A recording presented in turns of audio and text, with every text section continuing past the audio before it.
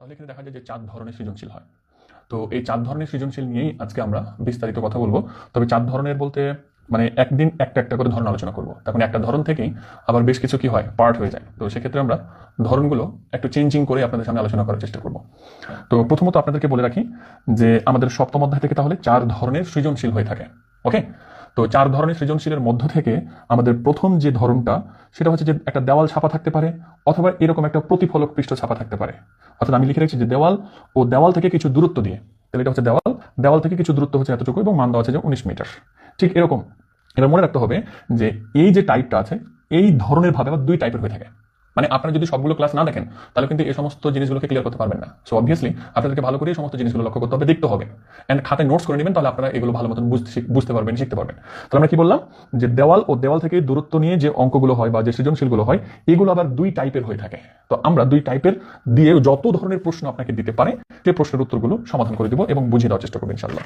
তো প্রথমত আমরা যে জিনিসটা নিয়ে আলোচনা করবো যে এই অধ্যায়ের ক্ষেত্রে আপনাকে কি কি প্রথমত জানা থাকতে হবে বা এই ধরনের অঙ্কগুলো করার ক্ষেত্রে মনে রাখবো আমরা 0 ডিগ্রি সেলসিয়াস তাপমাত্রাতে শব্দের বেগ হচ্ছে 330 ms/1। এটা আমাদের বইয়ে উল্লেখ করা হয়েছে। তো এটা আমাদেরকে কি করতে হবে, মুখস্থ করে রাখতে হবে যে 0 ডিগ্রি সেলসিয়াস তাপমাত্রাতে শব্দের বেগ হচ্ছে যে 330। ঠিক আছে, এবার এখন দেখেন মনে রাখবো আমরা যে তাপমাত্রা যদি বৃদ্ধি পায় তাহলে আমাদের প্রথম তাপমাত্রা মনে করেন যে 0 ডিগ্রি সেলসিয়াস, এখন 0 ডিগ্রি সেলসিয়াস 330 আছে, কিন্তু এখন তাপমাত্রা তো বাড়তে পারে তাই না? যে 50 ডিগ্রি সেলসিয়াস আছে তাহলে 50 ডিগ্রি সেলসিয়াসের শব্দের বেগ কতটুকু হবে, 30 ডিগ্রি সেলসিয়াস আছে তাহলে 30 ডিগ্রি সেলসিয়াসের ক্ষেত্রে আমাদের শব্দের বেগ কতটুকু হবে। তো এই যে যখন আমাদের তাপমাত্রা বেড়ে যাবে, তো তাপমাত্রা বেড়ে যাওয়ার ক্ষেত্রে আমাদের শব্দের বেগটা আসলে কতটুকু পরিবর্তন হবে সেটা নির্ধারণ করার জন্য আমাদের এই সূত্রটা অ্যাপ্লাই করতে হবে, v1 / v2 = √T1 / T2। এবার এখন আরেকটা গুরুত্বপূর্ণ কথা মনে রাখতে হবে এখানে যে তাপমাত্রা যে হিসাবগুলো থাকবে সেগুলো কেলভিন এককে করতে হবে। আপনি এখানে সেলসিয়াসে মান দেওয়া থাকবে, সেক্ষেত্রে আপনাকে কেলভিনে রূপান্তর করে নিতে হবে। তো সেলসিয়াস এবং কেলভিনের মধ্যে যে সম্পর্কটা খুবই ভালো একটা সম্পর্ক।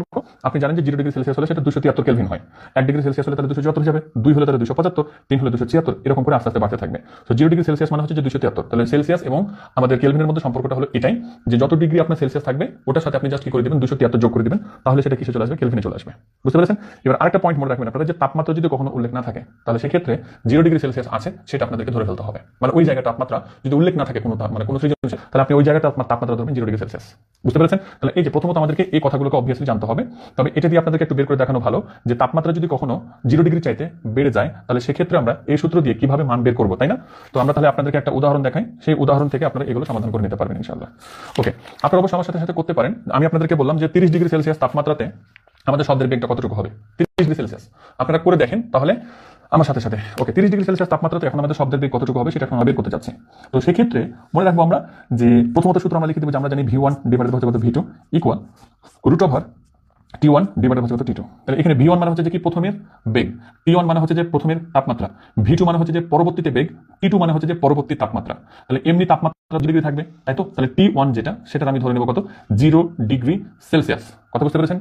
আশা করি ক্লিয়ার করতে পেরেছেন। তাহলে T1 মানে হচ্ছে 0 ডিগ্রি সেলসিয়াস, কিন্তু আমি তো জানি যে সেলসিয়াস রাখতে পারবো না, তাহলে এখন আমাকে কি করতে হবে, ওটার সাথে 273 যোগ করে দিতে হবে।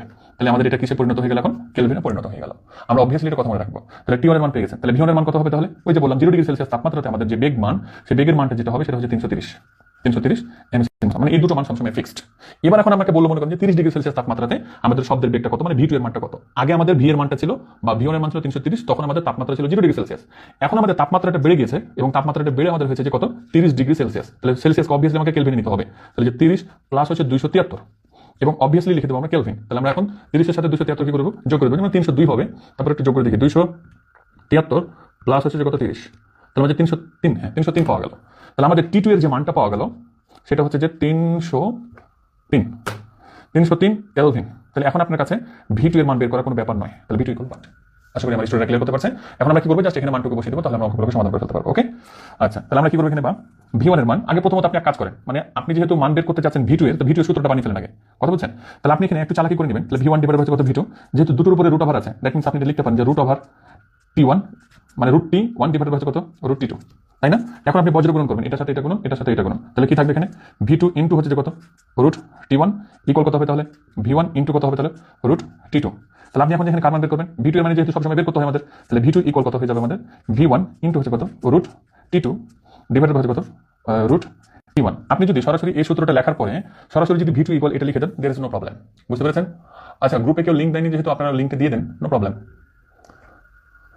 আর গ্রুপে লিঙ্ক দিতে হবে কেন, আমরা তো জানি যে কি আমাদের ক্লাস কয়টা সময় হবে, লিঙ্ক দেওয়ার দরকার নেই। লিঙ্ক দিতে হবে না কাউকে, কারো লিঙ্ক দেওয়ার দরকার নেই, বাদ দেন। যারা যারা আসবে তারা তারা নিজ দায়িত্বে নিয়ে আসবে। মানে আজকে আমি বারবার করে বলে দিলাম যে দেখেন আপনাদের এই যে এই অধ্যায় থেকে এই সৃজনশীল যে কত গুরুত্বপূর্ণ, তারপর কি আমাদের সকল স্টুডেন্ট কথা শুনেছে? যারা যারা শুনেছেন thank you so much. But এখানে অনেকজনই ক্লাস করতে আসে না, মানে তাদেরকে প্রতিদিন এখন গ্রুপে দিয়ে দিতে হবে আমাদের লিঙ্ক সবগুলো। মানে আমরা এখানে স্টুডেন্ট আসবে, স্টুডেন্ট আবার নাকি গ্রুপে লিঙ্ক দিয়ে দিবে, তো ও তো আমাদের গ্রুপে যুক্ত আছে। কতবার করে বলে দিলাম যে এই অধ্যায়গুলোর অঙ্ক খুবই গুরুত্বপূর্ণ, না কথা শুনছে না। টাকা দিয়ে পড়াশোনা করছে, তারপরে যদি ছেলে মেয়েরা কথা না শুনে তাহলে কিভাবে হবে? ওকে, তাহলে আমরা এখন কি করবো, ভি2 এর মান বের করবো। তাহলে মানটা বসিয়ে দেবো আমরা। তাহলে ভি1 এর মান কতটুকু আছে এখানে? 330। তাহলে যে 330 গুণিত এবার টি2 এর মান যেটা, তাহলে 30 ডিগ্রি আছে, তাহলে এখন আমরা করবো √30। আর তাপমাত্রা যেটা, সরি এর মান হচ্ছে কত, এই যে মাথা খারাপ হয়ে গেছে আসলে এই কারণে, এই 303। আর টি1 এর যেটা মান সেটা হচ্ছে 273, তাহলে √273। একবারই ক্যালকুলেটর টিপে দিতে পারবেন, অনেকজনই হয়তো বা হ্যাঁ হয়ে যাবে। ঠিক আছে, ধন্যবাদ। কোনো লিঙ্ক দেওয়ার দরকার নেই, যারা যারা নিজ দায়িত্বে আসবে তারা আসবে, নাহলে কোনো সমস্যা নেই, লিঙ্ক দিতে হবে না। ওকে, তাহলে কত পেয়েছি আমরা? 347.65 পেয়েছি। ক্যালকুলেটরে একটু মান টিপবেন আপনারা, তাহলে হবে। তারপরে একটু ক্যালকুলেটর টিপে দেখায়। তাহলে 330 এর সাথে রুট 303 গুণ করে দিন। তাহলে যে 330 গুণিত হচ্ছে যে কত, √303। আগে এটা মান নিয়ে নিব, তারপর আমরা ভাগ দিয়ে দিব, কত আছে √273। তাহলে যে √273, হ্যাঁ 347.659।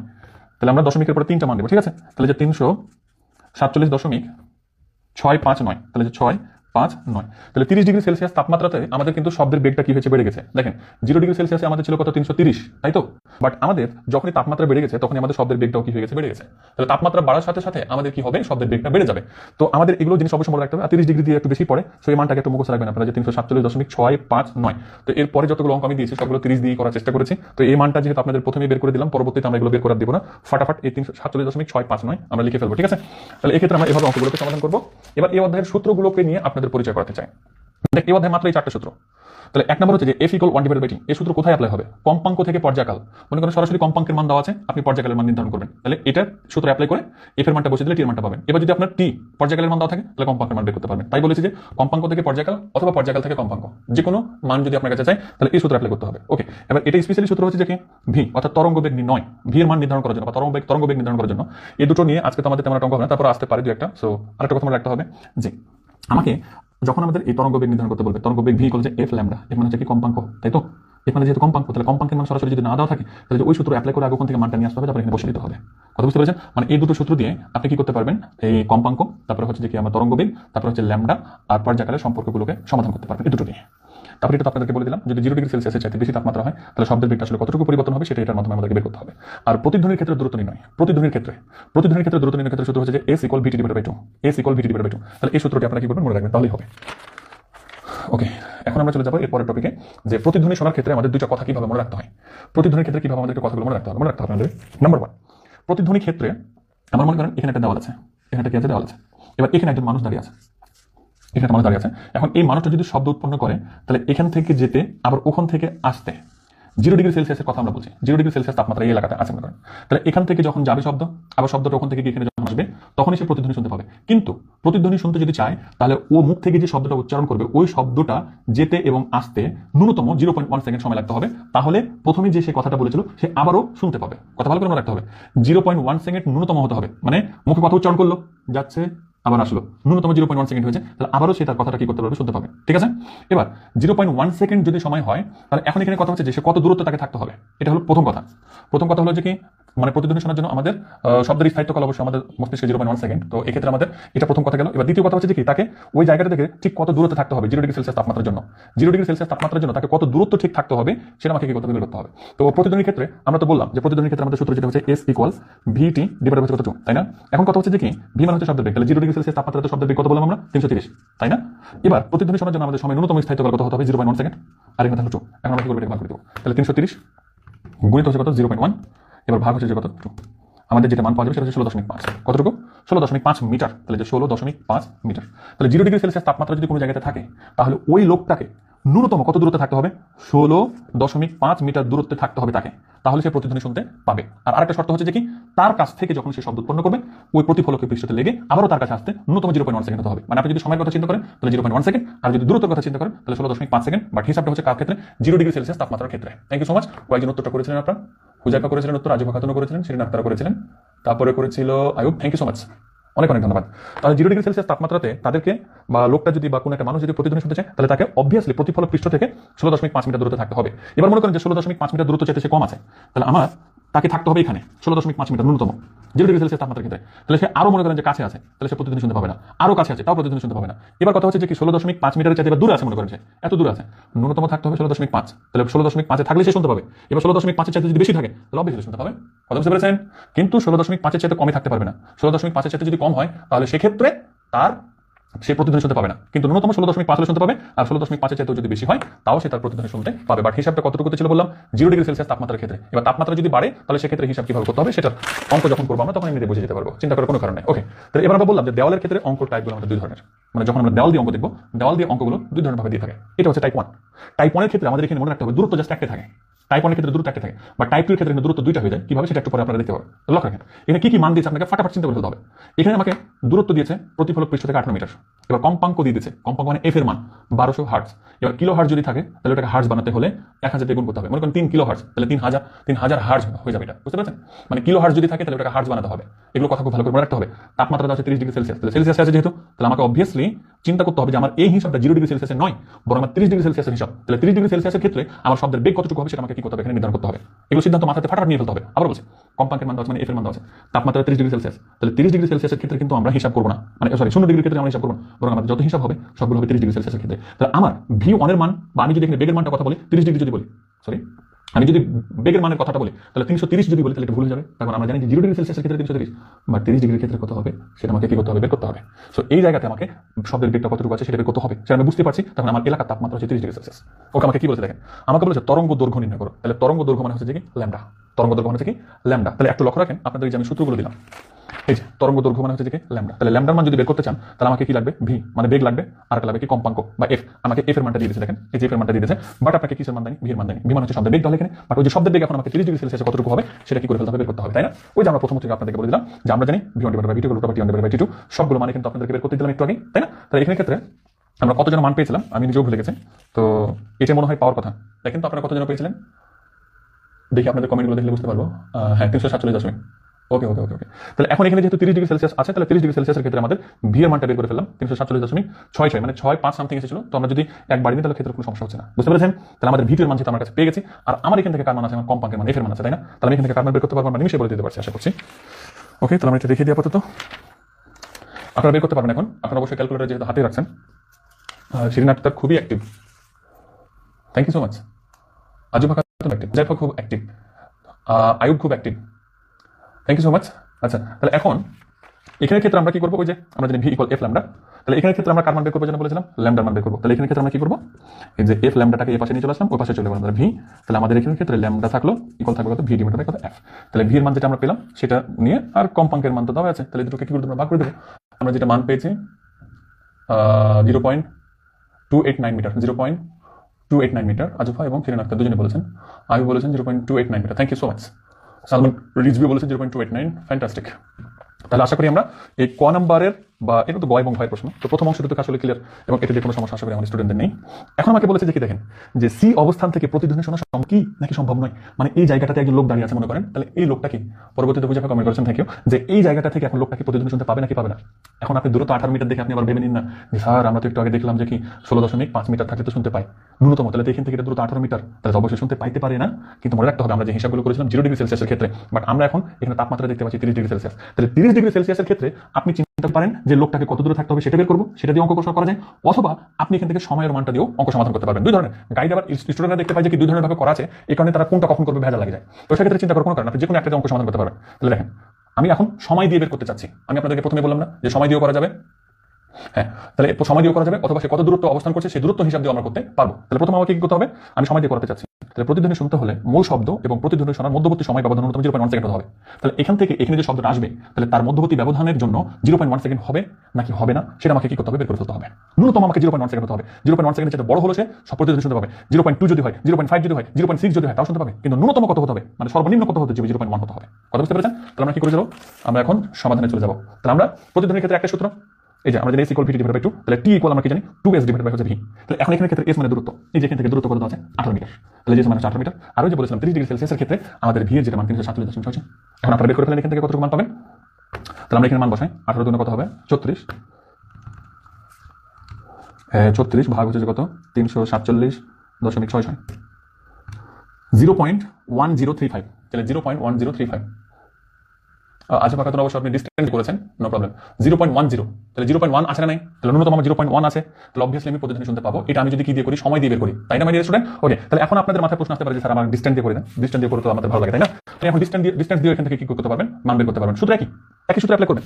অর্থাৎ আমরা জানি কি, তাহলে আমরা জানি S equal VT divided by 2, তাই তো? তাহলে এখন এখানের ক্ষেত্রে আমি দূরত্ব দিয়ে অঙ্ক সমাধান করতে চাচ্ছি, মানে এই লোকটাকে বা এখানে যিনি থাকবেন তাকে ন্যূনতম কত দূরত্ব থাকতে হবে সেটা আমি বের করতে চাচ্ছি, তাই না?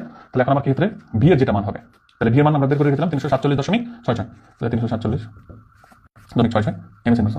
তারপরে টি এর মান, এবার ভুল করেও কিন্তু এখানে আপনারা ওই অন্য কোনো সময় নিয়ে নেবেন না, তখন আমরা জানি যে কি টি এর মান এখানে সব সময়ের ক্ষেত্রে অ্যাপ্লাই হবে কত 0.1 সেকেন্ড। সো ভুল করে কিছু মান নিয়ে নেবার, ঠিক আছে? তাহলে এখন আমরা জাস্ট মানটুকু বসিয়ে দিয়ে অঙ্ক সমাধান করে ফেলতে পারবো।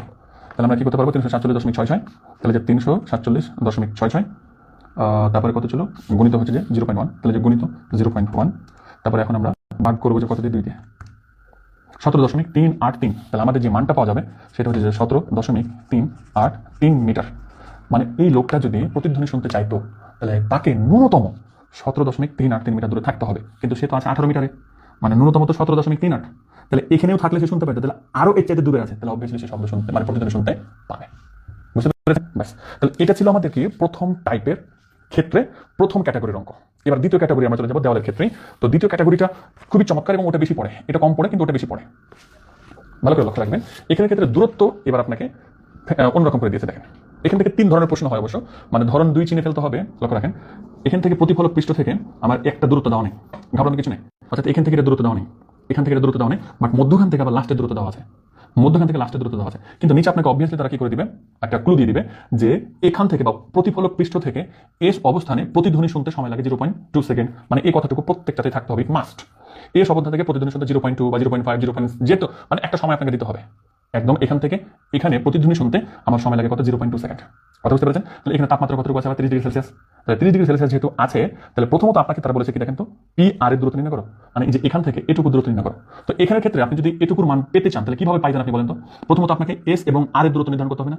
ধরে নেন যে আপনি এস থেকে আর এর মানটা পেয়েছেন 20, অর্থাৎ যে সম্পূর্ণ মান যেটা পেয়েছেন কত 20, তাহলে 20 থেকে আপনি এখান থেকে এই অংশটুকু 18 বাদ দিলেন, তাহলে কত পেয়ে যাবেন 2 পেয়ে যাবেন। দ্যাট মিন্স পি আর এর মানটা পেয়ে যাবেন। তো সেক্ষেত্রে আমাকে কি সাহায্য নিতে হবে, যে এখান থেকে যেহেতু এখানে আমার প্রতিধ্বনি শুনতে সময় লেগেছে 0.2, মানে এখানে সময়ের মানটাও দিয়ে দেওয়া আছে, আর আমি এখান থেকে এই তাপমাত্রাকে কাজে লাগিয়ে কার মান বের করে ফেলতে পারবো, ভি এর মান বের করে ফেলতে পারবো। তাহলে আমি এখান থেকে 2টা মান পেয়ে যাবো। ওই যে বললাম না প্রতিধ্বনির ক্ষেত্রে একটা সূত্র আছে না, জাস্ট একটা সূত্র, সেটা হচ্ছে যে আমরা জানি S equal VT divided by 2। তাহলে এখানের ক্ষেত্রে লক্ষ্য রাখেন আপনাকে এস এর মানটা কি করতে বলেছে, বের করতে বলেছে। কেন বের করতে বলেছে বুঝতে পেরেছেন? এবার এখানে তাহলে কার মান দরকার, ভি এর মান দরকার, টি এর মান দরকার। টি এর মান কি দিয়েছে আপনাকে দেখেন তো, 0.2 দিয়েছে না? এখন ভি এর মানটা জানা নাই, তাহলে ভি এর মানটা আমাকে কি করে ফেলতে হবে, বের করে ফেলতে হবে। বুঝতে পেরেছেন আশা করি? তাহলে যেহেতু প্রতিধ্বনির ব্যাপারের কথা, তাহলে প্রতিধ্বনির ক্ষেত্রে অবভিয়াসলি আমি কি করতে পারবো, S equal VT divided by 2, চোখ বন্ধ করে। তাহলে আমাকে প্রথমত কি বের করে ফেলতে হবে আগে, ওই যে 30 ডিগ্রি সেলসিয়াস তাপমাত্রাতে আমাদের কতটুকু আসলে আছে সেটা বের করে ফেলতে হবে, তাই না? তাহলে 30 ডিগ্রি সেলসিয়াস তাপমাত্রাতে আমরা তো বলেছিলাম যে কতটুকু আমাদের হবে, তো সেটা আমরা আবার ব্যবহার করে ফেলবো, কেমন? তাহলে 347.66 এটা ছিল অবশ্য, এটা আপনারা জানেন। ওকে, তাহলে এখন আমরা কি করতে পারবো, তাহলে আমরা জানি এই যে সূত্র অ্যাপ্লাই করে দেবো। তাহলে আমরা জানি S equal VT divided by 2।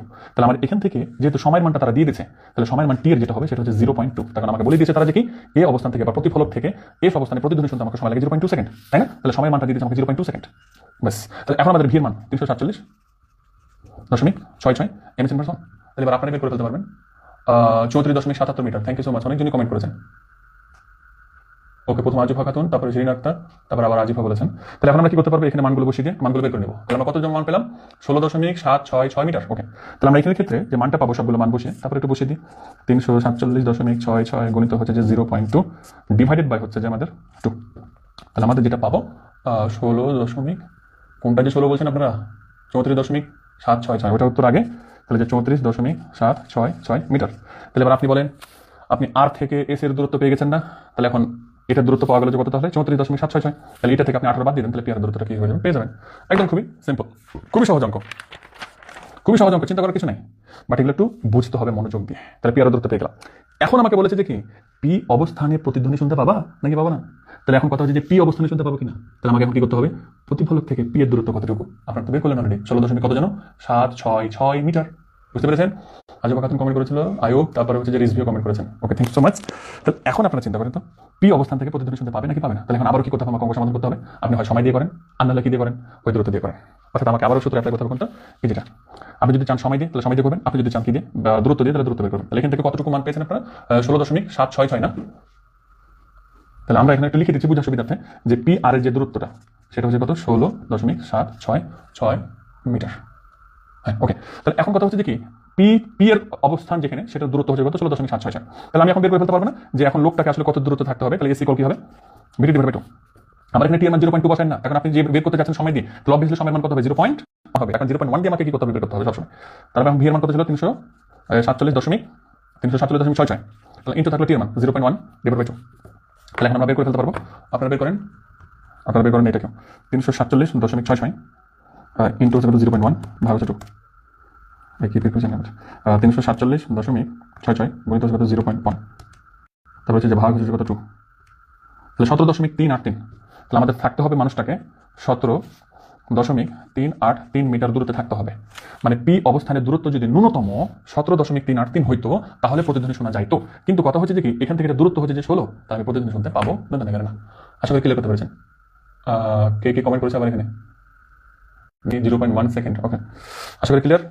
তাহলে আমরা এখানে ক্ষেত্রে প্রতিধ্বনি শুনতে আমরা পেলাম না, মানে তাকে ন্যূনতম থাকতে হতো 17.383 দূরত্বে, কিন্তু কথা হচ্ছে যে তার দূরত্ব হচ্ছে কত? 16.766। তাহলে আমরা প্রতিধ্বনি শুনতে পাবো।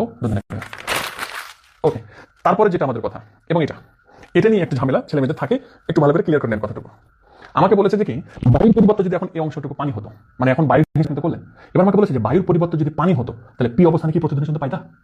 এখন এই অঞ্চলটুকু এখন বায়ু নাই, মনে করেন পানি। তাহলে আপনাকে চিন্তা করতে হবে যে বায়ুতে আপনি শব্দের বেগ বের করেছিলেন 30°C তাপমাত্রাতে 347, কিন্তু কথা হচ্ছে যে এই 30°C তাপমাত্রাতেই পানিতে শব্দের বেগ কতটুকু হবে সেটা শুধু বের করে ফেলতে হবে, তাই না? বুঝতে পেরেছেন? তাহলে এখন কথা হচ্ছে যে আমাকে প্রত্যেকটা জিনিসের শব্দের বেগ আসলে কতটুকু সেটা আমাকে একটু মুখস্থ রাখতে হবে। যে বাতাসের শব্দের বেগ হচ্ছে 330, আর পানিতে শব্দের বেগ হচ্ছে 1493, লোহাতে হচ্ছে এত, হীরাতে হচ্ছে এত। এবার আপনি একটু চিন্তা করে দেখেন তো, আমাকে যদি বলে যে পানিতে শব্দের বেগ বাতাসের চাইতে কত গুণ বেশি, তাহলে আমি কিভাবে বের করবো? দেখতে পাচ্ছি আমি যে 1493 পানিতে আর বাতাস হচ্ছে 330। তাহলে আমি এখন বলতে পারবো না যে বাতাসের চাইতে কত গুণ। তাহলে 1493 ভাগ করে দেবো আমি 330। তাহলে যে 1493 ভাগ হচ্ছে কত? 330। তাহলে আমি যেটা পাবো সেটা হচ্ছে যে কত? 4.524 গুণ বেশি। মানে বাতাসে হচ্ছে মাত্র 330, কিন্তু পানিতে হচ্ছে 1493। কিন্তু কথা হচ্ছে বাতাসের চাইতে পানিতে শব্দের বেগটা আসলে কত গুণ বেশি হলো? তাহলে 4.524 গুণ বেশি হলো। কথা বুঝতে পেরেছেন? এবার আমাকে যদি এটা বলতো যে বাতাসের চাইতে লোহাতে শব্দের বেগ কত গুণ বেশি, তাহলে এটাকে এটা দ্বারা ভাগ করে দেবো। এবার হীরাতে কত গুণ বেশি, এটা দ্বারা ভাগ করে দেবো। তাহলে এখন কথা হচ্ছে যে কি, আপনার এই অঞ্চলে পানি জাস্ট আছে, পানি আছে, তাহলে পানির ক্ষেত্রে প্রতিধ্বনি শোনা যাবে কিনা? তাহলে এখন পানিতে আসলে কতটুকু শব্দের বেগ হবে সেটা আপনাকে কি করতে হবে? বের করতে হবে। তখন এই অঞ্চলটুকুতে যে 347.6 আপনি বের করে রেখেছিলেন সেটা কিন্তু বায়ুতে শব্দের বেগ ছিল। কথা বুঝতে পেরেছেন? কিন্তু এই জায়গাটাতে এখন পানিতে শব্দের বেগ কতটুকু হবে, বা এই সিস্টেমটা এখন পানি মনে করে নেন, তাহলে এখন পানিতে শব্দের বেগ কতটুকু হবে সেটা বের করে ফেলতে হবে। তাহলে আপনি একটা ছোট ট্রিক ব্যবহার করতে পারেন না, যে আমি দেখেছি যে 30°C তাপমাত্রাতে আমাদের এই অঞ্চলটুকুতে আমাদের বেগের মান কত ছিল জানো? 347.66। তাহলে এখন কথা হচ্ছে যে কি, পানিতে তাহলে কতটুকু হবে সেটা বের করতে যাচ্ছি। তাহলে এখন বাতাসের চাইতে পানিতে শব্দের বেগ তো কত গুণ যেন বেশি, এত গুণ বেশি। তাহলে আমি যদি বাতাস এটা বের করে রাখতে পারি, তাহলে এটাকে আমি যা 4.524 দ্বারা কি করে দেবো? গুণ করে দেবো, তাহলে কাজটা শেষ। আসলে ক্লিয়ার করতে পেরেছেন? আবার একটু করে বলি, মাথা ঠান্ডা করে শুনে।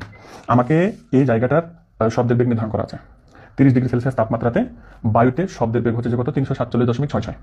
এখন তাহলে এখানে মনে করেন বাতাসের পরিবর্তে পানি দিয়েছে, তাহলে এখন পানিতে শব্দের বেগটা কতটুকু হবে? তাহলে বাতাসেরটা তো বের করা আছে আপনার, তাহলে পানিতে আসলে কতটুকু হবে সেটা আমি এখন বের করতে যাচ্ছি। তাহলে এখন আপনি যদি এই চিন্তাটা করেন যে পানিতে আসলে বাতাসের চাইতে কত গুণ শব্দ বেশি হয়, মানে দৌড়াতে পারে, তাহলে সেটা পারে কতটুকু জানো? 4.524, এত গুণ বেশি হতে পারবে। তাহলে এখন কি করতে পারবেন আপনি? যে বাতাসের শব্দটা পেয়েছিলেন আপনি, ওটার সাথে এটা যদি গুণ করে দেন, তাহলে ওইটা কি হয়ে গেল? পানিতে শব্দের বেগ হয়ে গেল না? আসলে ক্লিয়ার করতে পেরেছেন? তাহলে এখন আমরা কি করতে পারবো? এই জায়গাটার ক্ষেত্রে আমরা এখন পানিতে আসলে শব্দের বেগ কতটুকু হবে সেটা বের করে ফেলবো। তাহলে 303 আমাদের ছিল না এখানে? হ্যাঁ, 303 কেলভিন তাপমাত্রা বা 30°C তাপমাত্রাতে শব্দের বেগ আমাদের কতটুকু ছিল? সরি, এখানে মানটা আমার ভুল লেখা হয়েছিল। এখানে 303 ছিল, তাহলে 303 এর ক্ষেত্রে 351 হবে না, 347.66 ছিল মেবি, 347.66। তাহলে এখন কথা হচ্ছে যে কি, এটার সাথে আমি কি করে দেবো?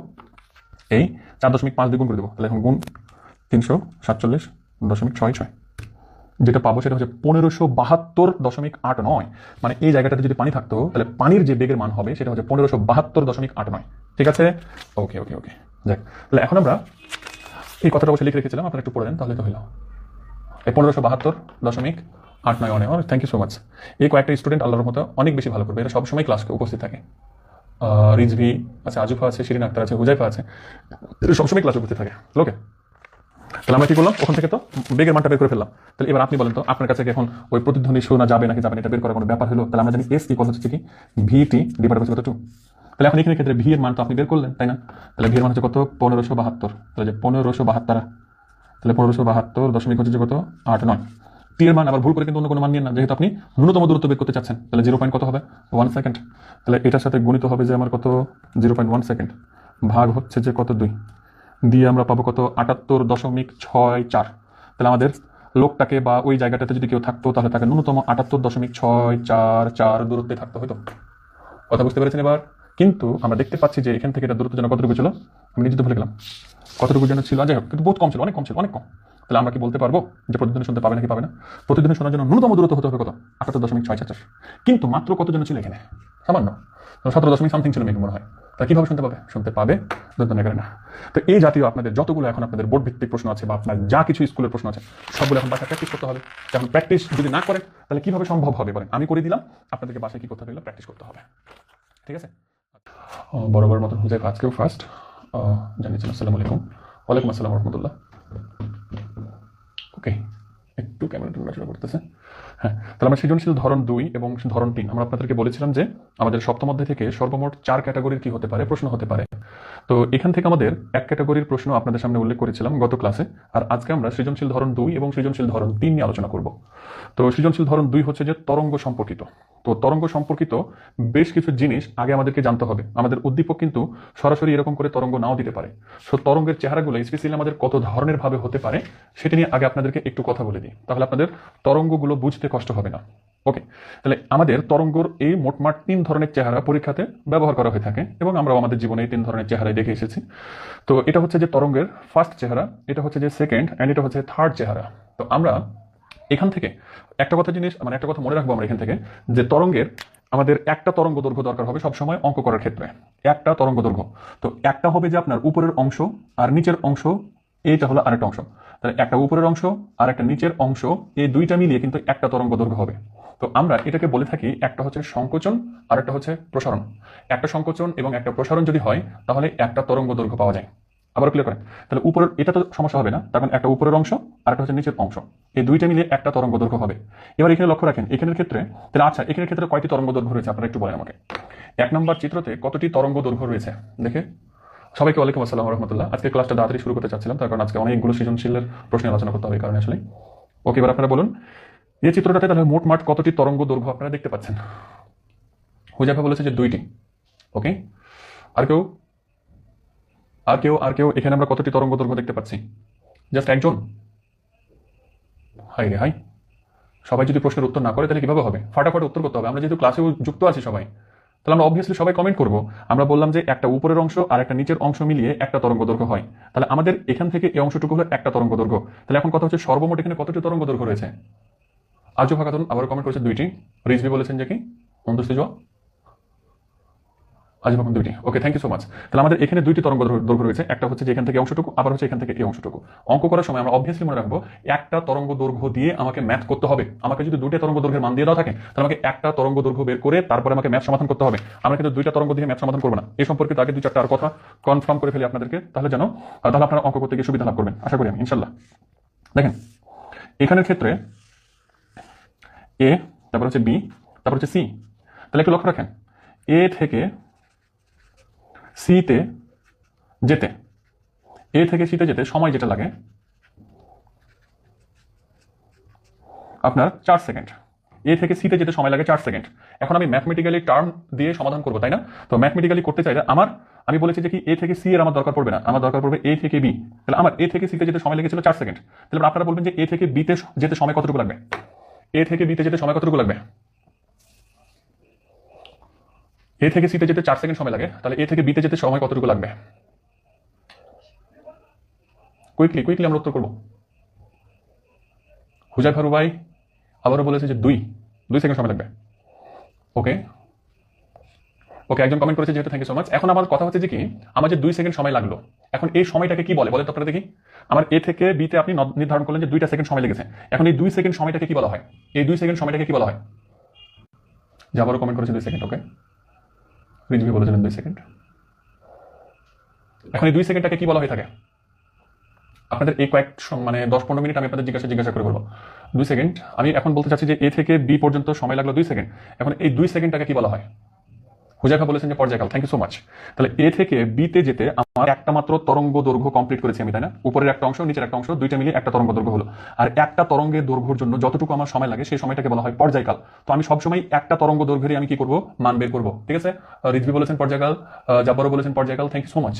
আপনারা বুঝতে পেরেছেন এই কারণে। আজফা খাতুন বলছেন পর্যায়কাল। Thank you so much. Okay, তাহলে এখন আমাদের পর্যায়কাল মানে হচ্ছে যে কি আমাদের টি। তাহলে এই অঙ্কতে টি এর মান কিন্তু কখনো 4 সেকেন্ড হবে না, সেটা খেয়াল রাখবেন। টি এর মান যেটা হবে সেটা হচ্ছে 2 সেকেন্ড। তো আমাকে সময়ের মানটুকু এভাবে কি করতে হবে? উল্লেখ করতে হবে। ক্লিয়ার করতে পেরেছেন? তাহলে আমাকে বলতে পারে অঙ্কতে যে এ থেকে সিতে যেতে সময় লাগে 4 সেকেন্ড, কিন্তু আমার মনে মনে অবশ্যই জিজ্ঞাসা করতে হবে যে কি আমার এ থেকে সি এর কোনো প্রয়োজন নেই, আমার এ থেকে বি এর প্রয়োজন আছে। সো এ থেকে সিতে যদি 4 সেকেন্ড লাগে, আমি দেখতে পাচ্ছি এখানে দুইটা তরঙ্গ দৈর্ঘ্য কমপ্লিট হয়েছে, তাই না? তাহলে দুইটা তরঙ্গ কমপ্লিট করার জন্য সময় লেগেছে আমার 4 সেকেন্ড, তাহলে একটা তরঙ্গ দৈর্ঘ্য কমপ্লিট করার জন্য লাগবে আমার 2 সেকেন্ড। আর যে 2 সেকেন্ডটা পেলাম সেটা হচ্ছে যে টি এর মান। আশা করি আমার স্টুডেন্টরা কনফার্মলি এই জিনিসটা ক্লিয়ার করতে পারছে। আচ্ছা, এবার আপনাদেরকে তাহলে দ্বিতীয় অংশটুকুতে নিয়ে যাই। তাহলে এবার একটু লক্ষ্য রাখেন, আমাদের চিত্রটা যদি কখনো এরকম হয়, তাহলে চিত্র রেখার ক্ষেত্রে লক্ষ্য রাখেন, এই যে এই অংশটুকু হচ্ছে যে উপরের অংশ, আর এই যে এখান থেকে এই অংশটুকু হচ্ছে নিচের অংশ, তাই না?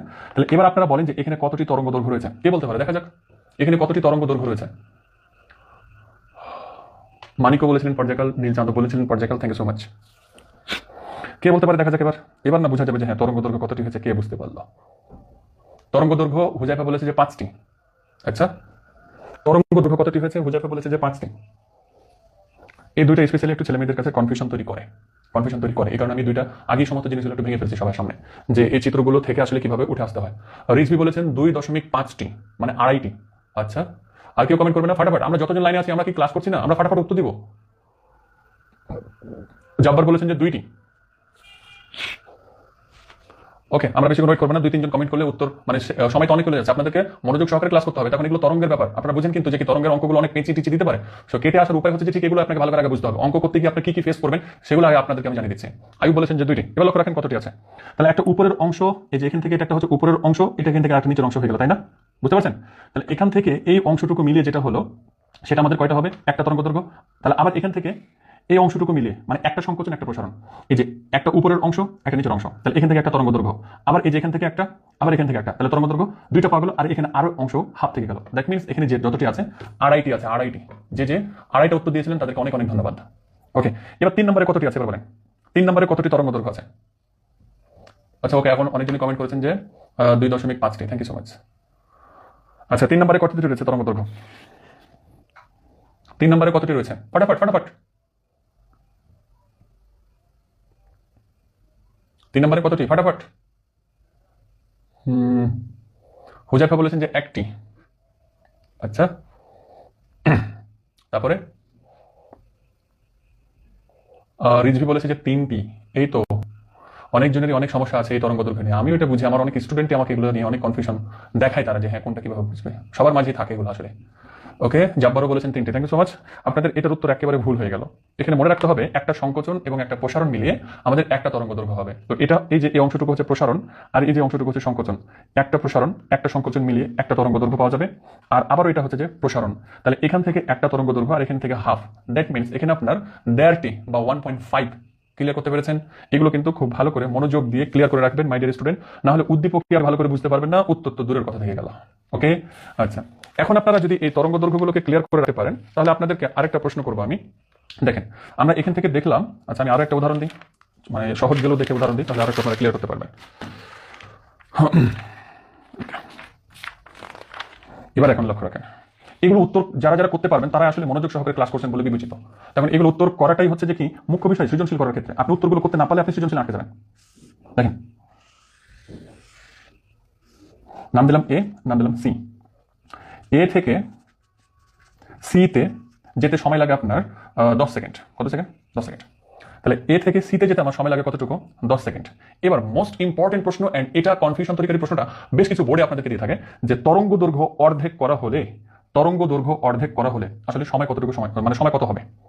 এ থেকে সি এটা হচ্ছে একটা তরঙ্গ দৈর্ঘ্য। তাহলে তরঙ্গ দৈর্ঘ্য অর্ধেক করা হলে প্রথমত আমি আগে দিয়ে দিই তরঙ্গ দৈর্ঘ্যের মানটা। তাহলে তরঙ্গ দৈর্ঘ্য ল্যামডা ইকুয়াল হচ্ছে আপনার 20 মিটার। তরঙ্গ দৈর্ঘ্য অর্ধেক করা হলে, ভালো করে বুঝবেন, তরঙ্গ দৈর্ঘ্য অর্ধেক করা হলে সময় কতটুকু হবে? তরঙ্গ দৈর্ঘ্য অর্ধেক করা হলে সময় কতটুকু হবে? তরঙ্গ দৈর্ঘ্য অর্ধেক করা হলে সময় কতটুকু লাগবে? রিজভি বলেছেন যে 5 সেকেন্ড। হুযায়ফা বলেছেন 0.1 সেকেন্ড। ওকে, আর কেউ ফটাফট উত্তর দিতে হবে? আরেকজন কমেন্ট করেন তাড়াতাড়ি। তরঙ্গ দৈর্ঘ্য অর্ধেক করা হলে আসলেই সময় কতটুকু প্রয়োজন হবে? আচ্ছা, অনেকজন উত্তর দিতে চাচ্ছেন না। আচ্ছা দেখেন, তাহলে আমার এখানে এ থেকে সি পর্যন্ত কিন্তু একটা উপরের অংশ একটা নিচের অংশ, দ্যাট মিনস একটা তরঙ্গ দৈর্ঘ্য আছে। আর এই তরঙ্গ দৈর্ঘ্যের মান হচ্ছে আমাদের 20। আমাকে বলেছে যে তরঙ্গ দৈর্ঘ্য অর্ধেক করা হলে, তাহলে তরঙ্গ দৈর্ঘ্য অর্ধেক মানে কি 20 ডিভাইডেড হচ্ছে কত 2, দ্যাট মিনস হচ্ছে কত 10 মিটার। তাহলে তরঙ্গ দৈর্ঘ্য অর্ধেক যদি করা হয় তাহলে আমার কতটুকু সময় লাগবে? তাহলে আমাকে এভাবে বের করতে হবে যে 20 মিটারের জন্য সময় লেগেছে আমার কত সেকেন্ড? 10 সেকেন্ড। তাহলে 10 মিটারের জন্য আসলে কতটুকু সময় লাগবে? অবভিয়াসলি আমরা বলে দিতে পারবো যে 5 সেকেন্ড। আশা করি আপনারা এই সমস্ত জিনিসগুলো ভালো করে মনে রাখবেন, আর অঙ্ক করার ক্ষেত্রে এগুলোই কাজে লাগবে, না হলে আপনারা সৃজনশীল ধরা খাবেন। এবার দেখেন, এই দুটি কথা আপনাদেরকে মনে রাখতে হবে। নাম্বার 1, কম্পাঙ্কর মান যদি বড় হয় তাহলে তরঙ্গ দৈর্ঘ্য আস্তে আস্তে কমে যায়। আপনারা সূত্র দেখে এটা বুঝতে পারবেন, ভি ইকুয়াল এফ ল্যামডা আছে না? তাহলে আপনি এখানে কম্পাঙ্ক আর তরঙ্গ দৈর্ঘ্যের ব্যাপার বলা হয়েছে, তাহলে কম্পাঙ্ক এবং তরঙ্গ দৈর্ঘ্যের সূত্রটা আমাকে বানিয়ে ফেলতে হবে। তাহলে যে কম্পাঙ্ক এফ আর তরঙ্গ দৈর্ঘ্য হচ্ছে ল্যামডা, তাহলে কম্পাঙ্ক এবং তরঙ্গ দৈর্ঘ্যের সূত্রটা আমি এভাবে বানিয়ে নিলাম। তারপর আপনি দেখতে পাচ্ছেন যে আমাদের এই তরঙ্গ দৈর্ঘ্যের মানটা কম্পাঙ্কের হচ্ছে ব্যস্তানুপাতিক, অর্থাৎ আপনি এখানে যত মান বাড়াবেন এর মানটা আসলে তত কি হতে থাকবে? কমতে থাকবে।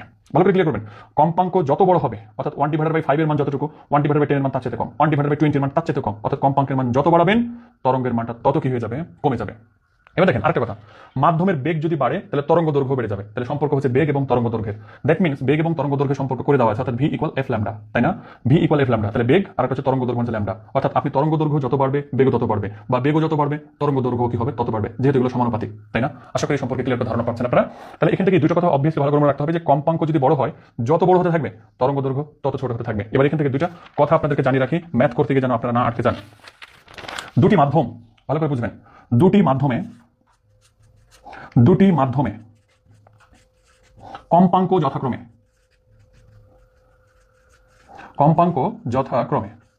দুটি মাধ্যমে কম্পাঙ্ক যথাক্রমে আপনার একটা দিয়ে দিলাম আপনার এই 120 হার্টজ, আর আরেকটা দিয়ে দিলাম আপনার 200 হার্টজ। তাহলে এখন এখানে বলে দিবে যে তরঙ্গ দৈর্ঘ্যের পার্থক্য এবং তরঙ্গ দৈর্ঘ্যের পার্থক্য 0.7 হলে আমার ওই বেগের মান কত, বা তরঙ্গ বেগ কত, বেগের মান কত?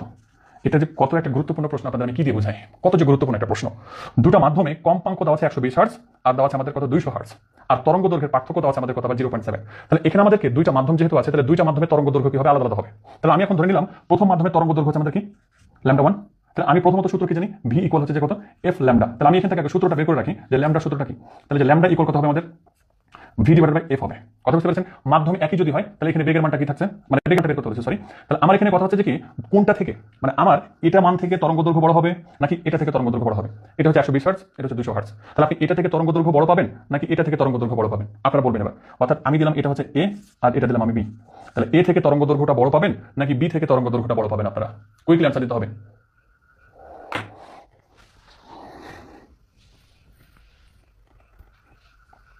বলেন, এ থেকে তরঙ্গ দৈর্ঘ্য বড় পাওয়া যাবে নাকি বি থেকে তরঙ্গ দৈর্ঘ্য বড় পাওয়া যাবে? ফাটাফাট উত্তর কেউ করছে না, ব্যাপার কি? আল্লাহ রাব্বুল আলামিন এদেরকে বোঝাচ্ছে, এরা তো মনে হচ্ছে মনোযোগ দিচ্ছে না, মনে হচ্ছে এরকম অবস্থা। হায় আল্লাহ, এগুলো যদি মনোযোগ না হলে তো ক্লাস করা যাবে না, এগুলো নিয়ে সমস্যা হয়ে যাবে বুঝতে আপনাদের। 120 হার্টজ আছে আর এখানে আছে 200 হার্টজ। আমরা বললাম একটু আগে আপনাদেরকে, তাহলে এখন কথা হচ্ছে যে এখান থেকে যে তরঙ্গ দৈর্ঘ্যটা পাবেন আর এখান থেকে যে তরঙ্গ দৈর্ঘ্যটা পাবেন, কোনটার তরঙ্গ দৈর্ঘ্য বেশি হবে? আজবা খাতুন বলেছেন যে এ থেকে তরঙ্গ দৈর্ঘ্যটা বেশি হবে, আজবা খাতুন বলেছেন। আমি খুবই কষ্ট পাচ্ছি যে আপনারা আমার এই যে 12 জন এখন আছেন ক্লাসে, তারপর আপনারা উত্তর করছেন না, মানে আপনারা মনোযোগ সহকারে ক্লাস করছেন না। মাই ডিয়ার স্টুডেন্ট, এগুলো এতটাই গুরুত্বপূর্ণ, আপনাদের আমি কিভাবে বুঝাই বলেন তো দেখি? হায়, এগুলো এতটা গুরুত্বপূর্ণ, আপনারা যদি মনোযোগ সহকারে ক্লাস না করেন এগুলো বুঝাই সম্ভব নয়। সুবহানাল্লাহ, আল্লাহ সবাইকে বুঝার তৌফিক দান করেন আল্লাহ রাব্বুল আলামিন। ওকে, থ্যাংক ইউ আজবা খাতুন, আব্দুল জব্বার। যারা আছেন ক্লাসে তারা সবাই কমেন্ট করে জানাবেন, তখন আপনার ক্লাসে মনোযোগটা কতটুকু সেটা তো এটার মাধ্যমে প্রকাশ পাবে। আল্লাহ, তাহলে আমরা একটু আগে কিন্তু বললাম যে কি কম্পাঙ্ক যদি বড় হয় তাহলে তরঙ্গ দৈর্ঘ্য কি হয়ে যাবে? কমে যাবে। তাহলে আমার এই মাধ্যমটাতে কম্পাঙ্ক দেওয়া আছে 120 হার্টজ, এটাতে দেওয়া আছে আমাদের বি মাধ্যমে কত 20 হার্টজ। তাহলে আমার তরঙ্গ দৈর্ঘ্য কোনটাতে আমার বেশি হবে? অবভিয়াসলি এটাতে বেশি হবে, এটাতে কি হবে? কম হবে। তাহলে আমি যদি এখন তরঙ্গ দৈর্ঘ্যের পার্থক্যটা বের করতে চাই, আমি এ মাধ্যমের তরঙ্গ দৈর্ঘ্য ধরলাম λ1, এটা হচ্ছে এ মাধ্যমের তরঙ্গ দৈর্ঘ্য, আর বি মাধ্যমের যে তরঙ্গ দৈর্ঘ্যটা সেটা হচ্ছে আপনার λ2। তাহলে এখন কথা হচ্ছে যে কি, আমি তরঙ্গ দৈর্ঘ্যের পার্থক্যটা λ1 মাইনাস λ2 করব নাকি তরঙ্গ দৈর্ঘ্যের পার্থক্যটা λ2 মাইনাস λ1 করব? λ1 মাইনাস λ2 করব নাকি λ2 মাইনাস λ1 করব?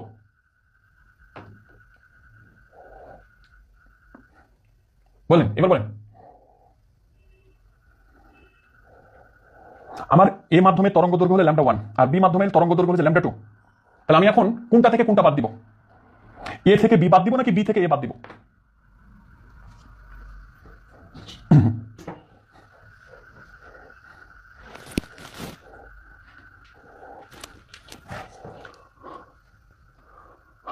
রাইহান বলেছেন যে বি থেকে এ বাদ, নীল চাঁদ বলেছেন 2 থেকে 1 বাদ, মানে এটা থেকে এটা বাদ। আচ্ছা, 2 জন কমেন্ট করেছেন মাত্র। তারপরে আয়ুব বলেছেন বি থেকে এ বাদ। তারপরে আজুবা খাতুন বলেছেন যে 1 থেকে 2 করব। Ajuba Khatun, thank you so much, it is the right answer. 1 থেকে 2 বাদ দিতে হবে। আচ্ছা, আমরা একটাতে মান পেলাম মনে করেন যে 5 আর আরেকটাতে মান পেলাম আমরা 10। তাহলে আমি পার্থক্যটা কিভাবে পাবো বলেন তো? আমি 5 থেকে 10 বাদ দিলে পার্থক্যটা পাবো নাকি 10 থেকে 5 বাদ দিলে পার্থক্যটা পাবো? আমরা বলেছিলাম যে কি ল্যামডা 1 যেটা, সেটাতে আমাদের মানটা কি ছিল? বেশি ছিল তরঙ্গ দৈর্ঘ্যের। তাহলে আপনি ধরে নেন এর মানটা ছিল আমাদের কত? 10।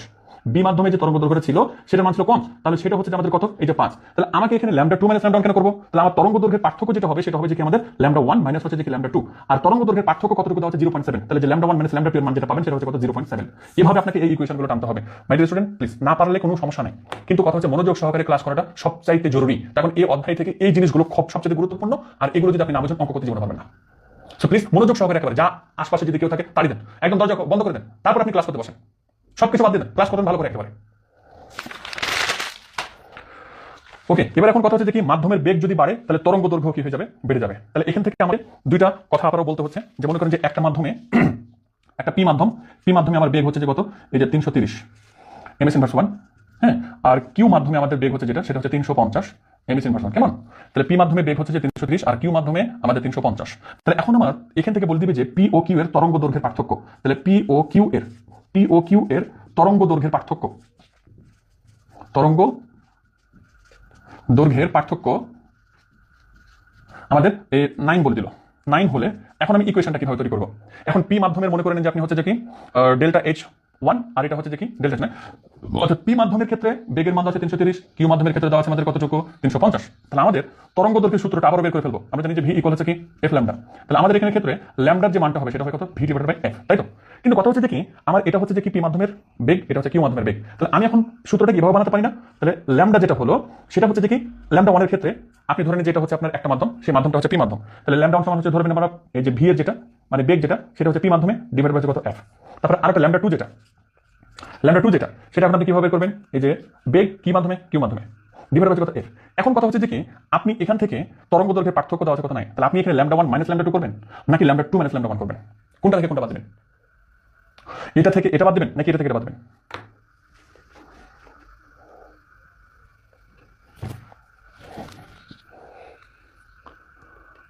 কিউ মাইনাস পি, আজব খাতুন বলেছেন যে কি মানে এটা থেকে এটা বাদ দিতে হবে, কিউ মাইনাস পি করতে হবে। Fantastic, thank you so much Azifa Khatun, আপনি সর্বপ্রথম উত্তর দিতে পেরেছেন। অর্থাৎ আমরা দেখলাম যে কি মাধ্যমের বেগ এটাতে বেশি আর মাধ্যমের বেগ এটাতে কম। তাহলে আমার তরঙ্গ দৈর্ঘ্যের পার্থক্য যদি কথা চিন্তা করা হয় তাহলে আমাকে এটা থেকে কি করতে হবে? এটাই বাদ দিতে হবে। That means lambda 2 minus lambda 1 করতে হবে। আশা করি আমার সকল স্টুডেন্ট এই সম্পর্কে ধারণা পাইছে।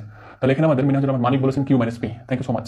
ওকে, এই যে এই কথাগুলো আপনাদেরকে জানতে হতো, এই কারণে প্রথমত আপনাদেরকে জানিয়ে দিলাম। আপনারা নোটস করে নেবেন এই কথাগুলো অনেক খুঁজে বের করা মাই ডিয়ার স্টুডেন্ট। সো আপনারা এগুলো ভালো করে নোটস করে নেবেন, পরীক্ষার আগে খুব ভালো করে এই সমস্ত জিনিসগুলো দেখে যাবেন, ইনশাআল্লাহ আপনারা সবগুলো সমাধান করতে পারবেন আল্লাহর রহমতে। আচ্ছা, এবার এখন আমাদের সৃজনশীলে চলে যাবো। এই সৃজনশীলের ক্ষেত্রে প্রথমত আপনাকে এই যে এই জাতীয় সৃজনশীলগুলো আপনাদেরকে তো তরঙ্গগুলো দেখালাম, তো এই তরঙ্গগুলোর ক্ষেত্রে কত ধরনের প্রশ্ন হতে পারে সেটা আমি এখানে লিখে রেখেছি। দেখেন এখানে স্পেশালি আমাদের এই 6টা প্রশ্ন করে থাকা হয়, 1 2 3 4 5 6।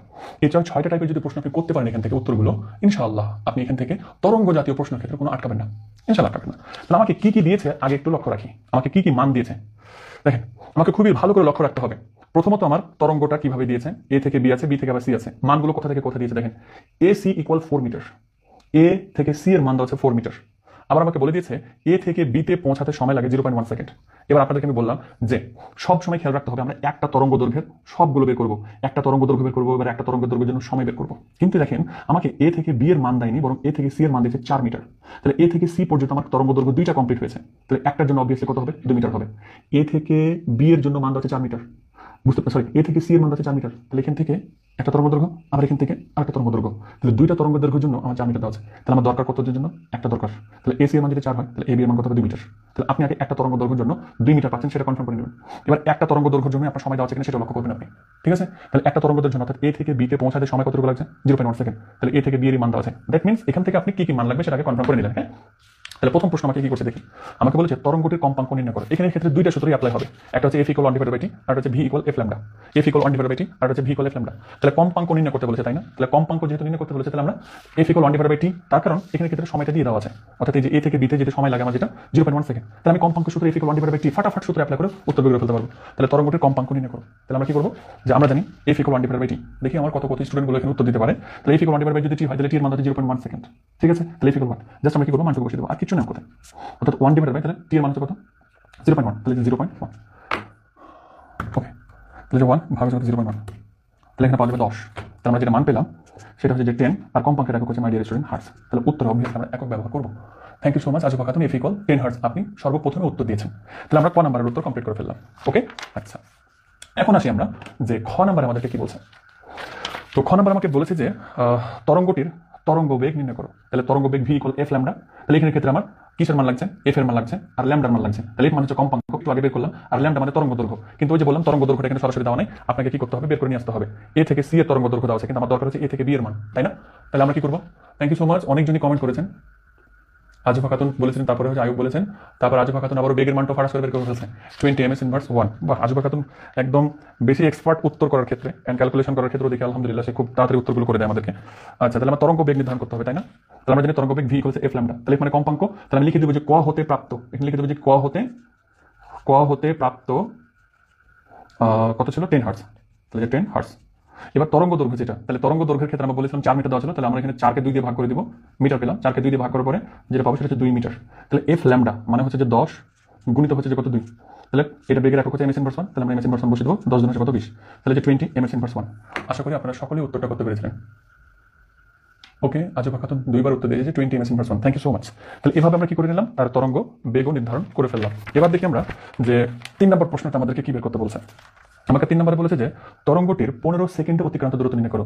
এগুলো কিন্তু তরঙ্গের হিসাব, আপনারা এখানে ভেজাল লাগাই স্টুডেন্টরা কিন্তু জানেন, ওই যে এখানে আবার ওই প্রতিধ্বনির অঙ্কের সূত্র যেটা আছে সেটা অ্যাপ্লাই করে ফেলে না, তরঙ্গের ক্ষেত্রে এক ধরনের দৈর্ঘ্য অতিক্রম করা। তো আমরা জানি যেটা একেবারে নির্দিষ্ট বেগে চলে, তাই না? তো নির্দিষ্ট বেগের ক্ষেত্রে আমাদের অতিক্রান্ত দূরত্ব সূত্র একটাই, এস ইকুয়াল ভিটি। এটা আপনি তরঙ্গের ক্ষেত্রে বলেন, যার ক্ষেত্রে বলেন না কেন, তাহলে এস ইকুয়াল ভিটি। তাহলে আমাদের ভি মান হচ্ছে তরঙ্গ বেগ, যেটা আমরা কোথা থেকে পেলাম, খ থেকে পেলাম, সেটা হচ্ছে যে 20 ms ইনভার্স 1, বুঝতে পেরেছেন? আর টি এর মান কত সেকেন্ড আমাকে বলেছে, 10 সেকেন্ড। তাহলে আমি এখানে বসে দেবো যে 10 সেকেন্ড। তাহলে আমি এখানে ক্ষেত্রে দুটো গুণ করে দেবো, তাহলে যে 20 ইন্টু হচ্ছে যে কত আমাদের 10 সেকেন্ড, দ্যাট মিনস আমাদের পাওয়া যাবে সেটা 200 মিটার।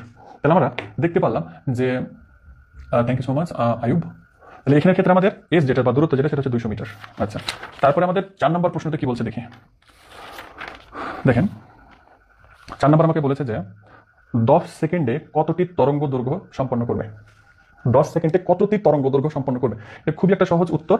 দেখেন আমরা এখানে লক্ষ্য করবো প্রথমত একটা তরঙ্গ দৈর্ঘ্যের জন্য কতটুকু সময় লেগেছে। এই যে দেখেন আমাদের এখানে একটা তরঙ্গের দৈর্ঘ্যের জন্য সময় লেগেছিল আমার 0.1 সেকেন্ড। তাহলে আমাকে বলেছে তারা যে 10 সেকেন্ডে কতটি তরঙ্গ দৈর্ঘ্য সম্পন্ন করবে।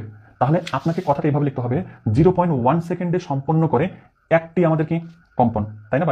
একটি আমাদের তরঙ্গ দৈর্ঘ্য সম্পন্ন করে, অর্থাৎ 0.1 সেকেন্ডে একটি তরঙ্গ দৈর্ঘ্য সম্পন্ন করে। তাহলে অতএব 1 সেকেন্ডে, অতএব আমাকে যত সেকেন্ডে চাইবে অর্থাৎ 10 সেকেন্ডে কতটুকু হবে, বুঝতে পেরেছেন? আচ্ছা, তাহলে আমরা এখানে ক্ষেত্রে এটা তো খুবই সহজ উত্তর, এই কারণে মুখোমুখি বলে দিলাম আর কি। আশা করি এটা আপনারা এমনিতে বুঝতে পেরে গেছেন। তারপর আবার একটু বলি, আমাকে বলেছে 10 সেকেন্ডে কতটি তরঙ্গ দৈর্ঘ্য সম্পন্ন করবে। তাহলে আমি দেখতে পাচ্ছি একটা তরঙ্গ দৈর্ঘ্য সম্পন্ন করতে সময় লেগেছে কত, 0.1 সেকেন্ড। তাহলে আমি এটা বলতে পারবো যে 0.1 সেকেন্ডে তরঙ্গ দৈর্ঘ্য সম্পন্ন করে একটি, অর্থাৎ 1 সেকেন্ডে করে, অর্থাৎ 10 সেকেন্ডে করে। তাহলে ঘ নাম্বারটা আসলে খুবই সহজ, এই কারণে জাস্ট মুখে বলে দিলাম। ও নাম্বারের ক্ষেত্রে এবার আমাকে বলেছে এ থেকে বিতে যেতে 10 সেকেন্ড সময় লাগলে কম্পাঙ্কের কিরূপ পরিবর্তন হবে। লক্ষ্য রাখেন, আমরা দেখেছিলাম এ থেকে বিতে যেতে সময় লেগেছিল আমার 0.1 সেকেন্ড, কিন্তু এখন আমাকে প্রশ্নতে বলছে যে আচ্ছা এ থেকে বিতে যেতে যদি 10 সেকেন্ড সময় লাগে তাহলে কম্পাঙ্কের কিরূপ পরিবর্তন হবে। তাহলে আমরা এ থেকে যখন বিতে 0.1 সেকেন্ড দেখেছিলাম তখন আমরা পেয়েছিলাম যে 10 হার্টজ। তাহলে এখন এ থেকে বিতে যেতে যদি আমার 10 সেকেন্ড সময় লাগে তাহলে নতুন করে আরেকটা কম্পাঙ্ক বের করতে হবে না? ইয়েস, তাহলে আমি এখান থেকে নতুন করে আরো একটা কম্পাঙ্ক বের করবো, তারপর আমি বলে দিতে পারবো যে আসলে কতটুকু এখানে বেশি হয়েছে বা কম হয়েছে। তাহলে আমরা প্রথমত বলে দিব যে ক থেকে প্রাপ্ত কম্পাঙ্ক হচ্ছে 10 হার্টজ, ক থেকে প্রাপ্ত কম্পাঙ্ক 10 হার্টজ।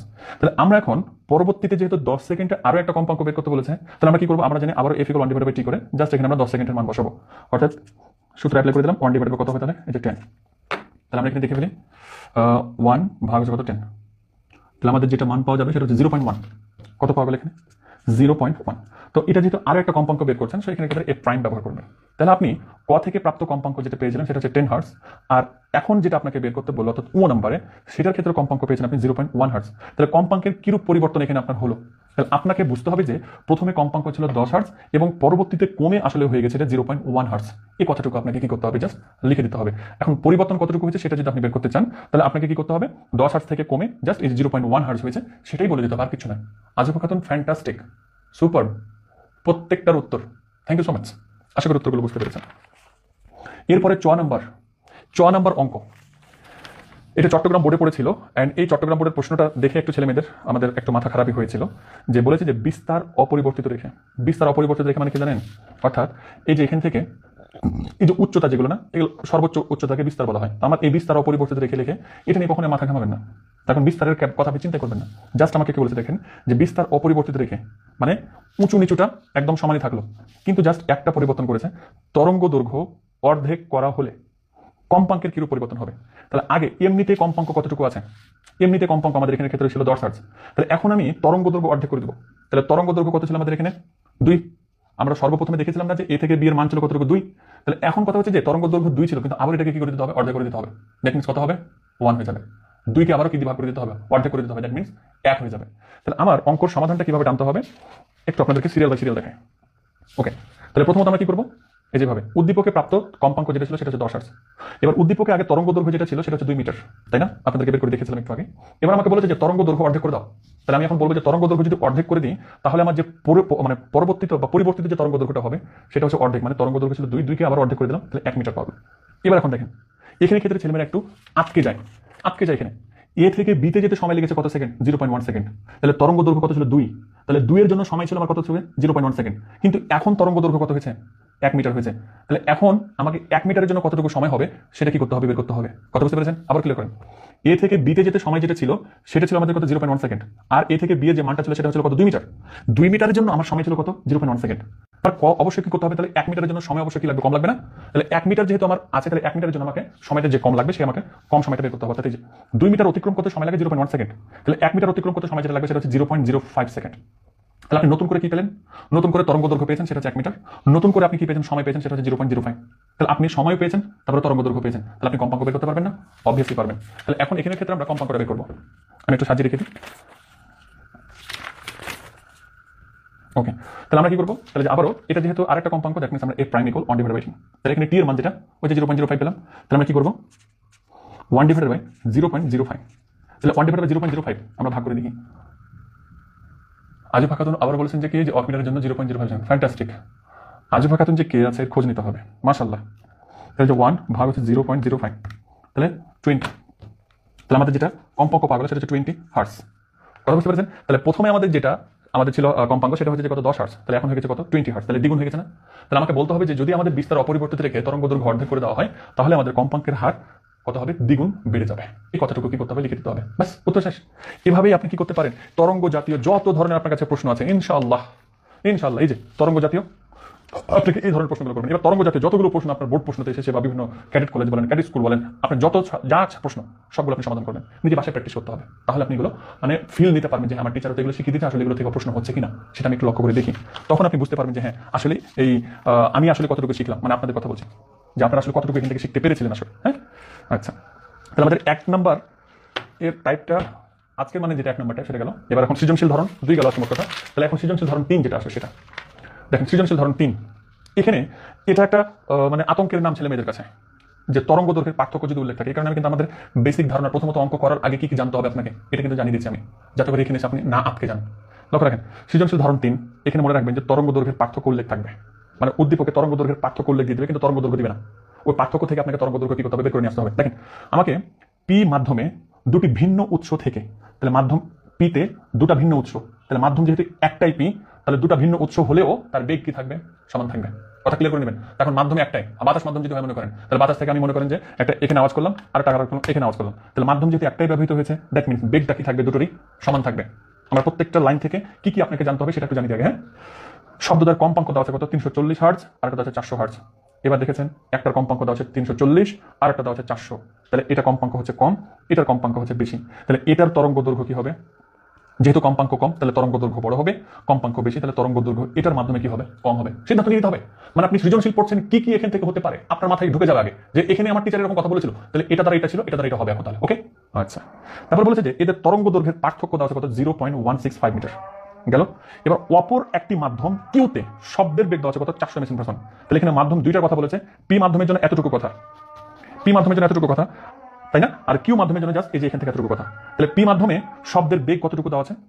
তাহলে পি মাধ্যমে শব্দের বেগ দেওয়া নাই, তাহলে আমাদেরকে একটা শব্দের বেগ কি করতে হবে এখান থেকে ধরতে হবে। অবশ্যই এখানে সৃজনশীল দেওয়া ছিল মেবি, তো সৃজনশীল থেকে আমার হয়তো বা তুলতে এটা কি হয়েছে, ওই ভুল হয়েছে।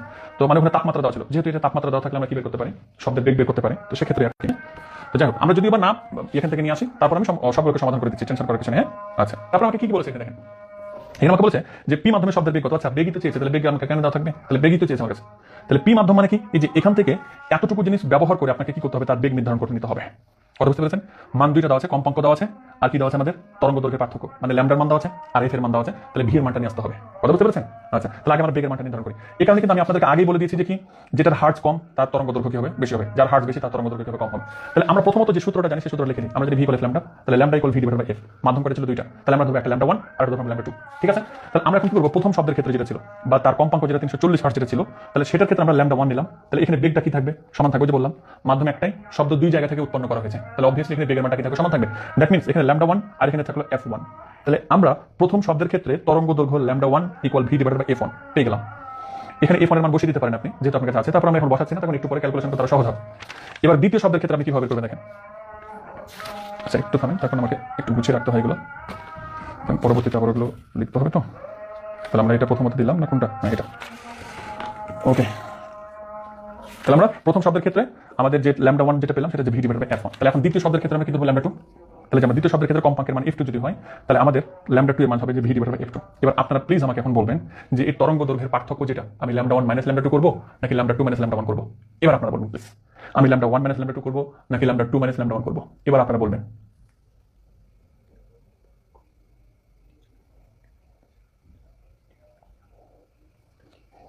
আমার মোবাইলে হঠাৎ চার্জ দেখছি 5%, আমার তো মাথা ঘুরে গেছে। তাহলে আমাকে দ্রুত এগুলো শেষ করতে হবে। আচ্ছা যাই হোক, তাহলে আমরা কিন্তু জেনেছিলাম যে কম্পাঙ্ক যদি বাড়ে তাহলে তরঙ্গ দৈর্ঘ্য কি হয়ে যায়, কমে যায়, তাই না? তাহলে একটা কম্পাঙ্ক বেশি ছিল আর একটা কম্পাঙ্ক কি ছিল, কম ছিল, তাই না? তাহলে এখানে ক্ষেত্রে আমাদের f2 ভাই যেটা, সেটা হচ্ছে 400 হার্টজ, দ্যাট মিন্স তার কম্পাঙ্ক বেশি। তাহলে এটার অবভিয়াসলি কি হবে, তরঙ্গ দৈর্ঘ্যটা কম হবে। তাহলে আমাদের বেশি থেকেই তো কম বাদ দিতে হবে, তাই না? তাহলে ল্যামডা 1 মাইনাস ল্যামডা 2, আমরা এখান থেকে কি করব, পার্থক্য যেটা দেওয়া ছিল প্রশ্ন মতে, মানে তরঙ্গ দৈর্ঘ্যের পার্থক্য যেটা হচ্ছে 0.165। তাহলে আমরা ল্যামডা 1 যেটা ছিল এই যে সূত্রটা বসিয়ে দিলাম, অর্থাৎ V divided by f1, lambda 2 যেটা ছিল ভি ডিভাইডেড বাই f2 বসিয়ে দিলাম এটুকু। আচ্ছা এটুকু মান বসানো কমপ্লিট। এখন আমরা ক্যালকুলেশন করব। তাহলে ক্যালকুলেশন করার ক্ষেত্রে আমরা এখান থেকে যেভাবে ইচ্ছে সেভাবে করতে পারি। এখান থেকে দুই জায়গা থেকে ভি কমন যায়, তাই না? তাহলে আমরা কি করতে পারি, তাহলে বা ভি কমন নিয়ে নিলাম। আরে দূর, যখন হয় সব দিক দিয়েই মানে ভেজাল হয়। আরে দূর মার্কার কি অবস্থা। তাহলে ভি কমন নিয়ে নিলাম, তাহলে কি থাকবে 1 ডিভাইডেড বাই, তাহলে যে বা ভি কমন নিলাম, তাহলে থাকবে আমাদের 1 ডিভাইডেড বাই f1, তাহলে মাইনাস 1 ডিভাইডেড বাই কি হবে f2 ইকুয়াল হচ্ছে কত 0.165। তাহলে f1 মানে প্রথম কম্পাঙ্ক, f2 মানে হচ্ছে দ্বিতীয় কম্পাঙ্ক। কম্পাঙ্কের মানগুলো বসিয়ে দিবেন এখানে, তারপরে এটাকে এটা দ্বারা ভাগ, মানে যে মানটা থাকবে বসিয়ে দিই। তাহলে ভি, তাহলে প্রথমের কম্পাঙ্ক ছিল কতটুকু, 1 divided by f1 340 minus 1 divided by f2, তাহলে f2 এর মান কতটুকু 400। ঠিক আছে, ইকুয়াল হচ্ছে কত 0.165। তাহলে এটাকে এটা দ্বারা ভাগ করবেন, এটাকে এটা দ্বারা ভাগ করে দুটোকে মাইনাস করবেন, তারপরে এই মাইনাসের ফলাফলটা এদিকে গিয়ে ভাগ হবে, তাই না? তাহলে ভি এর মানটা চলে আসবে। ক্যালকুলেশন তো আশা করি বলে দিতে হবে না, তাই তো? তাহলে এখন আমরা কি করতে পারবো, সর্বলাস্টে গিয়ে ভি এর যেটা মান পাবো সেটা হচ্ছে 374 ms ইনভার্স। আরে মাশাআল্লাহ মাশাআল্লাহ, এখানে তো অনেকজনই কমেন্ট করে জানিয়েছেন। তাহলে 344 ms inverse, thank you so much. Azba Khatun, Ayub, তাছাড়াও বেশ কয়েকজন জানিয়েছেন, thank you so much. Okay, এখন আমাকে কি বলেছে দেখেন, যে মাধ্যম দ্বয়ের তরঙ্গ দৈর্ঘ্য, মাধ্যম দ্বয়ের, তাহলে একটা পি মাধ্যম ছিল আর একটা কিউ মাধ্যম ছিল, মাধ্যম দ্বয়ের তরঙ্গ দৈর্ঘ্যের পার্থক্য 0.1 মিটার। কিন্তু প্রথম মাধ্যমের বেগ দেওয়া ছিল কতটুকু, আমরা একটু আগে বের করলাম 374, আর দ্বিতীয় মাধ্যমের বেগ দেওয়া আছে কত 400। তো আমরা একটু আগে বললাম না, যদি বেগের মানটা বাড়ে তাহলে তরঙ্গ দৈর্ঘ্য কি হয়, বাড়ে, আর বেগের মান যদি কমে তরঙ্গ দৈর্ঘ্য কমে। তাহলে আমি এখন পি মাধ্যমে বেগ কম ছিল আর কিউ মাধ্যমে আমাদের বেগ কি ছিল, বেশি ছিল। তাহলে আমি এখন তরঙ্গ দৈর্ঘ্যের পার্থক্য কিভাবে বের করবো, অবভিয়াসলি এটার তরঙ্গ দৈর্ঘ্য আর এটা তরঙ্গ দৈর্ঘ্য থেকে পি এর তরঙ্গ দৈর্ঘ্য কি করতে হবে, বাদ দিতে হবে। কেননা এটা 400, ওটার হচ্ছে কত আমাদের 374। কথা বুঝতে পেরেছেন? আচ্ছা, তাহলে আমরা এখন এখান থেকে লিখতে পারি যে পি মাধ্যমে শব্দের বেগ হচ্ছে যে 374 আর কিউ মাধ্যমে হচ্ছে যে কি 400। তাহলে আমরা এখান থেকে কি করবো, আল্লাহ জানে 3-4% চার্জ আছে, এখন শেষ করতে পারবো কিনা ক্লাস, আল্লাহ যেন হয়ে যায়। আল্লাহ 3% আছে চার্জ। তাহলে আমরা জানি বেগ বাড়লে তরঙ্গ দৈর্ঘ্য কি হয়ে যায়, বেড়ে যায়। তাহলে এখানে এটা হচ্ছে যে বেগ বেশি, এটা হচ্ছে বেগ কম। তাহলে এখন কিউ মাধ্যমের যে তরঙ্গ দৈর্ঘ্য সেটা বড় হবে, এটার যে পি মাধ্যমে তরঙ্গ দৈর্ঘ্য সেটা কিভাবে কম হবে। তাহলে প্রশ্ন মতে আমরা অবভিয়াসলি লিখতে পারি মাই ডিয়ার স্টুডেন্ট, তাহলে যে lambda Q minus lambda P equal 0.1। এটা আশা করি আর বলে দিতে হবে না, মানে যে কিউ মাধ্যমের তরঙ্গ দৈর্ঘ্য থেকে পি মাধ্যমের তরঙ্গ দৈর্ঘ্যের পার্থক্য যেটা দেওয়া ছিল প্রশ্নতে 0.1 দিয়ে দিলাম। তাহলে এখন আমরা কি করবো, তরঙ্গ দৈর্ঘ্য ল্যামডা সমান হচ্ছে v/f, তাহলে আমরা v/f বসাই দিলাম 0.1। একই রকম ভাবে এখান থেকে কি কমন নিতে হবে বলেন তো, f কমন নিতে হবে, বাট 1/f কমন নিতে হবে। বুঝতে পেরেছেন? ক্যালকুলেশন আশা করি বলে দিতে হবে না। তাহলে এখান থেকে f এর যে মানটা পাবেন সেটা হচ্ছে 260। 200 কত? 60। তাহলে f এর মানটা পেয়েছেন আপনি, এবং আপনার কাছে কিসের মান ছিল? বেগের মানটাও ছিল, কিউ মাধ্যমে আর কি। তাহলে কিউ মাধ্যমে আপনি f এর মানটা পেয়েছেন, আর কিউ মাধ্যমে আপনি কিসের মান পেলেন? এখন f এর মানটা, বেগের মানটা দেওয়া ছিল। তাহলে এখন আপনাকে কি করতে হবে? একটার মান নাই, সেটা হচ্ছে তরঙ্গ দৈর্ঘ্য। কথা বুঝতে পেরেছেন? তাহলে এখন তরঙ্গ দৈর্ঘ্যের মানটা আপনাকে কি করতে হবে? বের করে নিয়ে আসতে হবে। তাহলে আমরা এখন তরঙ্গ দৈর্ঘ্যের কাছে যাচ্ছি। তাহলে তরঙ্গ দৈর্ঘ্য এই যে ল্যামডা কিউ, মানে কিউ মাধ্যমে তরঙ্গ দৈর্ঘ্য আমার কাছে নাই, তাহলে কিউ মাধ্যমে আমাদের বেগ ডিভাইড বাই কম্পাঙ্ক, তাহলে আমরা ভাগ করে একবারে যে মানটা পাবো 1.538 মিটার। তাহলে এটা তরঙ্গ দৈর্ঘ্য মানে কি? ওই যে মনে পড়ছে, তরঙ্গ দৈর্ঘ্য মানে হচ্ছে যে কি, এখান থেকে এটা একবার যেটা হলো সেটা তরঙ্গ দৈর্ঘ্য। তাহলে কিউ মাধ্যমে যেখান থেকে এটা একটার মান পাওয়া গেল কত? 1.528। কথা বুঝতে পেরেছেন? কিন্তু আমাকে বলেছিল যে কি, যে 80 বার কম্পনে কিউ মাধ্যমে 124 মিটার যেতে পারবে কিনা, মানে একবার কম্পনে অগ্রসর হয়েছে কতটুকু? এতটুকু। তাহলে 80 বার কম্পনে কতটুকু যাবে সেটা আপনি এখন অবশ্যই বের করে ফেলতে পারবেন। তাহলে যে আমি লিখে ফেলবো যে একবার কম্পনে অতিক্রম করে এত, তাহলে 80 বার অতিক্রম করে কত? 123.04 মিটার। কিন্তু আমাকে বলেছিল যে 124 যেতে পারবে কিনা, তাহলে আমি এখন বলে দিব যে যেতে পারবে, দোলনাগারে না। এই ছিল আমাদের প্রশ্ন ধরন 2 এবং 3 নিয়ে আলোচনা। তো আশা করি 4 নিয়ে সপ্তম অধ্যায় থেকে আসলে আলোচনা করব। আর ধরন 4-এ আমাদের এই টাইপের অঙ্কগুলো হয় আর কি, মানে পাহাড় সম্পর্কিত বা বিল্ডিং সম্পর্কিত, এই সম্পর্কিত অঙ্কগুলো হয়। তো খুব দ্রুত জয়েন করে ফেলবেন। আচ্ছা, তো আমরা একটু ওয়েট করবো সবার জন্য, যেহেতু 30 বাজে না, এখনো 30 বাজলে আমরা খুব দ্রুত শুরু করে দেবো। আর তারপরে বলে রাখছি, একটু আপনারা একটু নিজ দায়িত্বে ক্যালকুলেটরগুলো রাখবেন প্লিজ, মানে নিজের কাছে ক্যালকুলেটর রাখবেন। ক্যালকুলেটর রাখার কারণ হচ্ছে যে কি, আজকে যে অঙ্কগুলোর ইকুয়েশনটুকু টানতে হবে সেগুলো যেন আপনারাই আমাকে টেনে দেন সবগুলো, ঠিক আছে? আচ্ছা, তাহলে এখন আমরা শুরু করি। আমাকে কি বলছে দেখেন, এই সম্পূর্ণ কথাটুকু আমি অবশ্যই এইভাবে এখানে আলোচনা করে বুঝিয়ে দিব। তো আগে কি বলেছে একটু ভালো করে পড়ার চেষ্টা করি। সমতল পৃষ্ঠের উপর, তাহলে পৃষ্ঠটা কি হতে হবে? সমতল, একদম সমান হতে হবে, আঁকাবাঁকা হওয়া যাবে না। তখন এগুলো হিসাব অবশ্যই সমতলের উপরই করা হয়ে থাকে। দুটি 10তলা ভবনের মাঝে, তাহলে দুটি 10তলা ভবন দেখিনি, এটা একটা 10তলা ভবন, এটা একটা 10তলা ভবন। আবার ভালো করে ক্লিয়ার করে নেন, একদম সমতল পৃষ্ঠতে দুটি 10তলা ভবন আছে, তাই না? তাহলে দুটি 10তলা ভবনের মাঝে ভূপৃষ্ঠের উপর দাঁড়িয়ে এক ব্যক্তি বন্দুক থেকে গুলি ছুড়লো। তাহলে এখন এই দুইটা বিল্ডিং এর কোন একটা জায়গা থেকে একজন ব্যক্তি কি করলো? হাতে এভাবে দাঁড় করে ঢিসুমা করে দুটো কি করলো? গুলি ছুড়লো। এখন কথা হচ্ছে যে কি, তারপরে কি বলেছে, সে 2 সেকেন্ড পর প্রথম প্রতিধ্বনি এবং 2.15 সেকেন্ড পরে দ্বিতীয় প্রতিধ্বনি শুনতে পেল। ওই স্থানে বায়ু তাপমাত্রা ছিল 35 ডিগ্রি সেলসিয়াস। এন্ড এই যে এখানে প্রথম প্রতিধ্বনি এবং দ্বিতীয় প্রতিধ্বনি, এগুলো নিয়ে ছেলে মেয়েদের মাঝে একটা ঝামেলা থাকে। তো তিনি মানে উদ্দীপক আমাদেরকে বলেছে যে তিনি প্রথম প্রতিধ্বনি শুনতে পেয়েছিল 2 সেকেন্ড পরে, আর দ্বিতীয় প্রতিধ্বনি শুনতে পেয়েছিল 2.15 সেকেন্ড পরে। তো আগে আমি এই অংশটুকু ক্লিয়ার করি যে প্রথম প্রতিধ্বনি এবং দ্বিতীয় প্রতিধ্বনি কিভাবে শুনতে পাবে। তো সেক্ষেত্রে মান দেখে একটু ক্লিয়ার করে নিতে হবে মাই ডিয়ার স্টুডেন্ট, যে কোনটাতে সময়টা একটু বেশি লেগেছে, দ্বিতীয়টাতে সময়টা একটু বেশি লেগেছে। দ্যাট মিনস লোকটা কিন্তু ঠিক মাঝামাঝি অবস্থাতে নেই। আপনি যদি এটাকে এখন মানে এটাকে আপনাকে প্রথম বিল্ডিং ধরতে হবে আর এটাকে দ্বিতীয় বিল্ডিং ধরতে হবে, কেননা লোকটার কাছ থেকে দ্বিতীয় যে বিল্ডিংটা ছিল, দ্বিতীয় বিল্ডিং থেকে প্রতিধ্বনিতে মানে প্রতিধ্বনি শুনতে সময়টা সে কি বেশি লেগেছিল প্রতিধ্বনি শুনতে। দ্যাট মিনস লোকটা কিন্তু এই বিল্ডিং আর এই বিল্ডিং এর মাঝখানে না থেকে প্রথম বিল্ডিং থেকে কাছে থাকবে আর দ্বিতীয় বিল্ডিং থেকে কিছু দূরে অবস্থান করবে, তার কারণ যেহেতু সময়টা বেশি লেগেছে তার কাছে প্রতিধ্বনিটা আসতে। আচ্ছা, তাহলে এখন আমরা প্রথম প্রতিধ্বনি এবং দ্বিতীয় প্রতিধ্বনির বিষয়টা আসলে ক্লিয়ার করতে পেরেছি। তাহলে এটা হচ্ছে আমাদের প্রথম বিল্ডিং আর এটা হচ্ছে আমাদের দ্বিতীয় বিল্ডিং। তো প্রথম প্রতিধ্বনি কখন শুনতে পাবে? লক্ষ্য রাখেন, যখন এই ব্যক্তি গুলি ছুড়বে, গুলি ছোড়ার পরে শব্দটা কি হবে? এই দিক দিয়ে যাবে, তাহলে শব্দটা এই দিক দিয়ে গেল, এন্ড শব্দ ওইখানে বাধা পেয়ে, ভালো করে কথাগুলো বুঝতে হবে, শব্দ ওইখানে বাধা পেয়ে আবারও কি করবে? ব্যাক নিবে, অর্থাৎ এই যেখান থেকে এখন কি করবে? এভাবে সে ব্যাক নিবে। তাহলে এখান থেকে ব্যাক নিয়ে এখানে কান আছে মনে করেন, ধরে নিলাম আর কি। তো এখানে যখনই আসবে সে প্রতিধ্বনিটা শুনতে পাবে।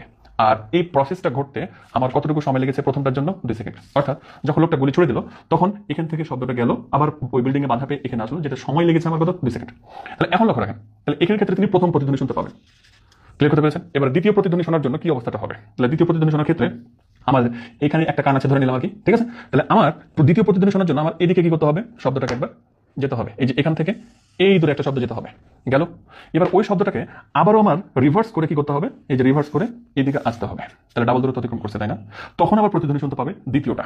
তাহলে এখান থেকে গিয়ে বাধা পেয়ে যখন এখানে আসলো তখন প্রথম প্রতিধ্বনি শুনলো, তারপরে আবার এই শব্দটা কিন্তু কি করবে? এই যে আবার এখান থেকে গেল, যাওয়ার পরে আবার যখন এখানে আসলো তখন সে দ্বিতীয় প্রতিধ্বনি শুনতে পেল। তাহলে প্রথম প্রতিধ্বনি এবং দ্বিতীয় প্রতিধ্বনির বিষয়টাকে আরেকটু আপনাদেরকে ক্লিয়ার করে বুঝতে হবে। তাহলে এখন দেখেন তো, এখান থেকে যেতে এখান থেকে আসতে যে সময়টা লেগেছিল সেটা হচ্ছে 2 সেকেন্ড। আবার এখান থেকে যেতে আবার এখান থেকে যখন আসলো তখন সময় যেটা লেগেছিল সেটা হচ্ছে যে 2.15, সেটা হচ্ছে কত? 2.15 সেকেন্ড। ক্লিয়ার করতে পেরেছেন? তাহলে এখন লক্ষ্য করেন, এখান থেকে এটা দূরত্ব আপনার কাছে বের করতে বলতে পারে, এখান থেকে এটা দূরত্ব আপনাকে বের করতে বলতে পারে। তখন আমরা জানি প্রতিধ্বনির ক্ষেত্রে যদি সময়টা দেওয়া থাকে আর এই স্থানটা যদি আমার কি জানা থাকে, মানে বেগটা জানা থাকে, তাহলে আমি দূরত্বগুলো কি করতে পারবো? বের করতে পারবো। তারা কিন্তু আমাকে এখানে কি দিয়ে দিয়েছে দেখেন, 35 ডিগ্রি সেলসিয়াস তাপমাত্রাটাও দিয়ে দিয়েছে। তাহলে প্রথমত আপনার দায়িত্ব কি হচ্ছে জানেন, যে 35 ডিগ্রি সেলসিয়াস তাপমাত্রাটাতে এই জায়গাটা আসলে শব্দের বেগ কতটুকু সেটা বের করে ফেলা। তো আমরা কি করবো? আগে দেখে নেব যে এখান থেকে কি কি ধরনের প্রশ্ন হতে পারে। এই যে দেখেন, প্রথম ভবন থেকে লোকটির দূরত্ব নির্ণয় করো। আমাকে বলেছে যে কি, এই যে প্রথম ভবন তাহলে আমাদের এটা ছিল, তাহলে প্রথম ভবন থেকে আসলে লোকটা কতটুকু দূরে অবস্থান করছে। তাহলে লোকটা যখন গুলি ছুড়েছিল এখান থেকে যেতে এখানে আসতে আমার প্রতিধ্বনি শোনার জন্য সময় লেগেছিল 2 সেকেন্ড। তাহলে প্রতিধ্বনির জন্য যেহেতু সময় দেওয়া আছে, আর আমরা এখান থেকে ভি এর মানটা বের করবো, তারপরে আমি এখানে এস এর মানটা পেয়ে যাবো, অর্থাৎ এখান থেকে কত দূরত্ব অবস্থান করছে। আমাকে বলতে পারতো যে কি লোকটি থেকে দ্বিতীয় বিল্ডিং এর দূরত্ব কতটুকু, তাহলে আমাকে কি করতে হবে, তখন সময়টা এটা নিতে হবে। বুঝতে পেরেছেন? আমাকে এটাও বলতে পারতো যে 2 বিল্ডিং এর মধ্যবর্তী দূরত্ব কত, তখন আমাকে কি করতে হতো, এখান থেকে এটা দূরত্ব আর এখান থেকে এটা দূরত্ব দুটো যোগ করে দেবো, তখন আমি 2টা বিল্ডিং এর মধ্যবর্তী দূরত্বটা পেয়ে যাবো। এবার কিভাবে অঙ্ক সমাধান করতে হবে সেদিকে আপনাদের লক্ষ্য করা আছে, এবং ওই প্রশ্নগুলো এইভাবেই করেছে। দেখেন প্রশ্নগুলো ঠিক ওভাবে করা আছে। লাস্ট প্রশ্নটা একটু আমাদেরকে জটিল লাগে অবশ্য, তবে সবগুলো যখন করা শেষ হয়ে যাবে আশা করি আপনারা এগুলো নিয়ে চিন্তাবোধ করতে পারবেন, ইনশাআল্লাহ ভালো মতন সবগুলো সমাধান করতে পারবেন। আচ্ছা, তাহলে আমরা এই জায়গা থেকে সর্বপ্রথম কি করে ফেলবো, যে তাপমাত্রা 35 ডিগ্রি সেলসিয়াস যেহেতু ছিল, 35 ডিগ্রি সেলসিয়াসে আমাদের শব্দের বেগটা কতটুকু হবে, তো এটা তো গত ক্লাসে আমরা অনেকবার বলে দিয়েছি, তো আশা করি এটা নিয়ে কোনো সমস্যা হবে না। তো এখান থেকে ভি2 এর মানটা আমরা বের করে নেব, যে একই সূত্র ব্যবহার করে, মানে এটা নিয়ে তো কোনো ঝামেলা নাই, তখন গত ক্লাসগুলোতে আমরা অনেকভাবে আলোচনা করে দিয়েছি। তাহলে এই ক্ষেত্রে আমরা ভি2 এর যে মানটা পেলাম সেটা হচ্ছে 350.52, বা আমি বলতে পারি যে এই এলাকাটার মধ্যে আমাদের যে শব্দের বেগটা আছে, শব্দের বেগটা হচ্ছে যে আমাদের কি 350.52 বা 52 গেল। তাহলে আপনার কাছে এখন কিসের মান আছে, ভি এর মান আছে, তাহলে আপনি এখন এখান থেকে টি এর মানটাও আছে, তাহলে আপনি এখান থেকে দূরত্ব বের করতে পারবেন। আবার এই জায়গাটাতে ভি এর মান আছে, এই বিল্ডিং থেকে আমার এই মানুষটার প্রতিধ্বনি শুনতে সময় লেগেছিল 2.15 সেকেন্ড। দ্যাট মিন্স আপনি কি করতে পারবেন, এখান থেকে দূরত্ব বের করে ফেলতে পারবেন, তাই না? ওকে, তাহলে আমরা কি করবো, ওই অঙ্কটুকুতে যাবো। তাহলে প্রতিধ্বনির ক্ষেত্রে যেহেতু প্রতিধ্বনি শুনতে পেয়েছে, দ্যাট মিন্স প্রতিধ্বনির ক্ষেত্রে আমাদের যে সূত্রটা হবে ভি ইকুয়াল, আমাদের যেটা পেলাম সেটা বসিয়ে দেবো। এবার প্রথম বিল্ডিং থেকে আমার প্রথম প্রশ্ন ছিল এই যে একটা দেখেন, যে প্রথম ভবন থেকে লোকটির দূরত্ব নির্ণয় করো। তাহলে প্রথম ভবন মানে এটা, তাহলে প্রথম ভবন থেকে লোকটি কত দূরত্ব অবস্থান করছে সেটা আমাকে বের করতে বলেছে। তাহলে কিন্তু প্রতিধ্বনি শুনতে পেয়েছিল সেটাই না, তাহলে আমরা জানি S equal V divided by 2, প্রতিধ্বনির ক্ষেত্রে দূরত্ব নির্ণয় করার সূত্র এটা। জাস্ট আমরা এখানে ভি এর মানটা ছিল আর টি এর মান সময় কত সময় লেগেছিল 2 সেকেন্ড, জাস্ট মান বসিয়ে দেবো। তাহলে দেখি আমরা মানটা বসিয়ে দেবো জাস্ট। তাহলে 350 তাহলে 350.52 গণিত হচ্ছে যে কত 2, সময়ের মানুষের কত 2 ভাগ হচ্ছে কত 2। আচ্ছা, তাহলে তো ওইটাই থাকবে, 350.52 থাকবে। তাহলে ওইটা থেকে গেল কি, মানে 2 তো কাটা পড়ে যাবে, তাহলে আমাদের যেটা পাওয়া যাবে সেটা 350.52 মিটার। তাহলে লোকটি প্রথম বিল্ডিং থেকে আমাদের 350.52 মিটার দূরত্ব অবস্থান করছে। তাহলে যে এখান থেকে এটার যে দূরত্বটা আমাদের পাওয়া গেল সেটা হচ্ছে যে 350.52। বুঝতে পেরেছেন? আচ্ছা, তাহলে এখন আমাকে প্রথম প্রশ্নটা যেটা করেছিল সেটা সমাধান আমরা করলাম। এখন আমাকে কি বলেছে দেখেন তো, আমাকে এটাও বলতে পারতো যে দ্বিতীয় বিল্ডিং থেকে লোকটির দূরত্ব কতটুকু, জাস্ট আমাকে কি করতে, একই সূত্রে অ্যাপ্লাই করে S equal V divided by 2 দিয়ে জাস্ট এখানে টি এর মানটা এটা হতো। আমাকে বলেছে যে ভবন দুটির মধ্যবর্তী দূরত্ব নির্ণয় করো, মানে এটা দূরত্ব লাগবে, এটা দূরত্ব লাগবে। তাহলে আমি ক থেকে প্রাপ্ত লিখে দিতে পারবো যে প্রথম বিল্ডিং থেকে লোকটির দূরত্ব হচ্ছে 350.52, আর আমাদের 10 তলা বিল্ডিং আবার এখান থেকে যে দূরত্বটা হবে সেটা এখন আমরা বের করে ফেলবো। তাহলে আমরা আবারও জানি, মানে প্রথমটা তো ছিল, তাহলে আমরা আবারও বলবো যে প্রতিধ্বনির ক্ষেত্রে এসি ইকুয়াল হচ্ছে যে ভি ডিভাইডেড বাই 2। তাহলে এখানে ক্ষেত্রে ভি এর মানটা কি থাকবে, ওইটা থাকবে, তো 350.52, তারপরে এম এস ইনভার্স 1, তারপরে টি এর মান যেটা 2.15, তাহলে যে 2.15 সেকেন্ড। বুঝতে পেরেছেন? তাহলে এখন আমরা জাস্ট কি করবো, এস ইকুয়াল ওয়াট, তাহলে আমরা কাজ করে ফেলি। তাহলে ভি এর মান হচ্ছে 350.52 গণিত হচ্ছে যে সময়ের মান হচ্ছে কত 2.15, এটা যেটা আমরা পেলাম।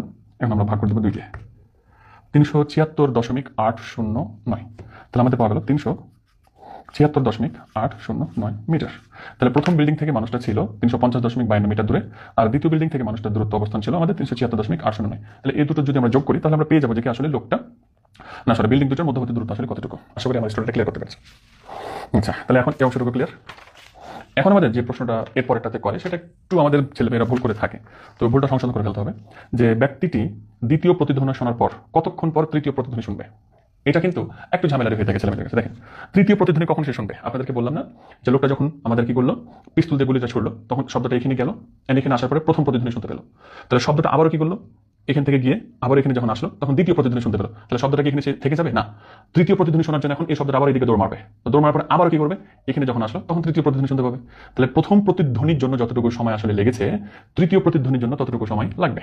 তখন প্রথম প্রতিধ্বনির জন্য 2 সেকেন্ড সময় লেগেছে, তাহলে তৃতীয় প্রতিধ্বনির জন্য 2 সেকেন্ড সময় লাগবে। তখন লোকটা তো কি ওই জায়গাতেই আছে, আর বিল্ডিং তো ঠিক ওই জায়গাতেই আছে, নাকি লোকটা আবার এদিক ওদিক সরে গেছে, এরকম তো কোনো কথা বলেনি। ক্লিয়ার করেন ভালো করে। লোকটা বিল্ডিং থেকে যখন এখানে এই বিল্ডিং থেকে এত দূরত্ব যখন ছিল তখন ঘটনাটা কিরকম ছিল, আমাদের গুলি ছুড়লো, গুলি ছোড়ার পরে শব্দটা এখানে উৎপন্ন করলো, তাহলে শব্দটা এখানে গেল, যাওয়ার পরে বাধাকে প্রথম প্রতিধ্বনি।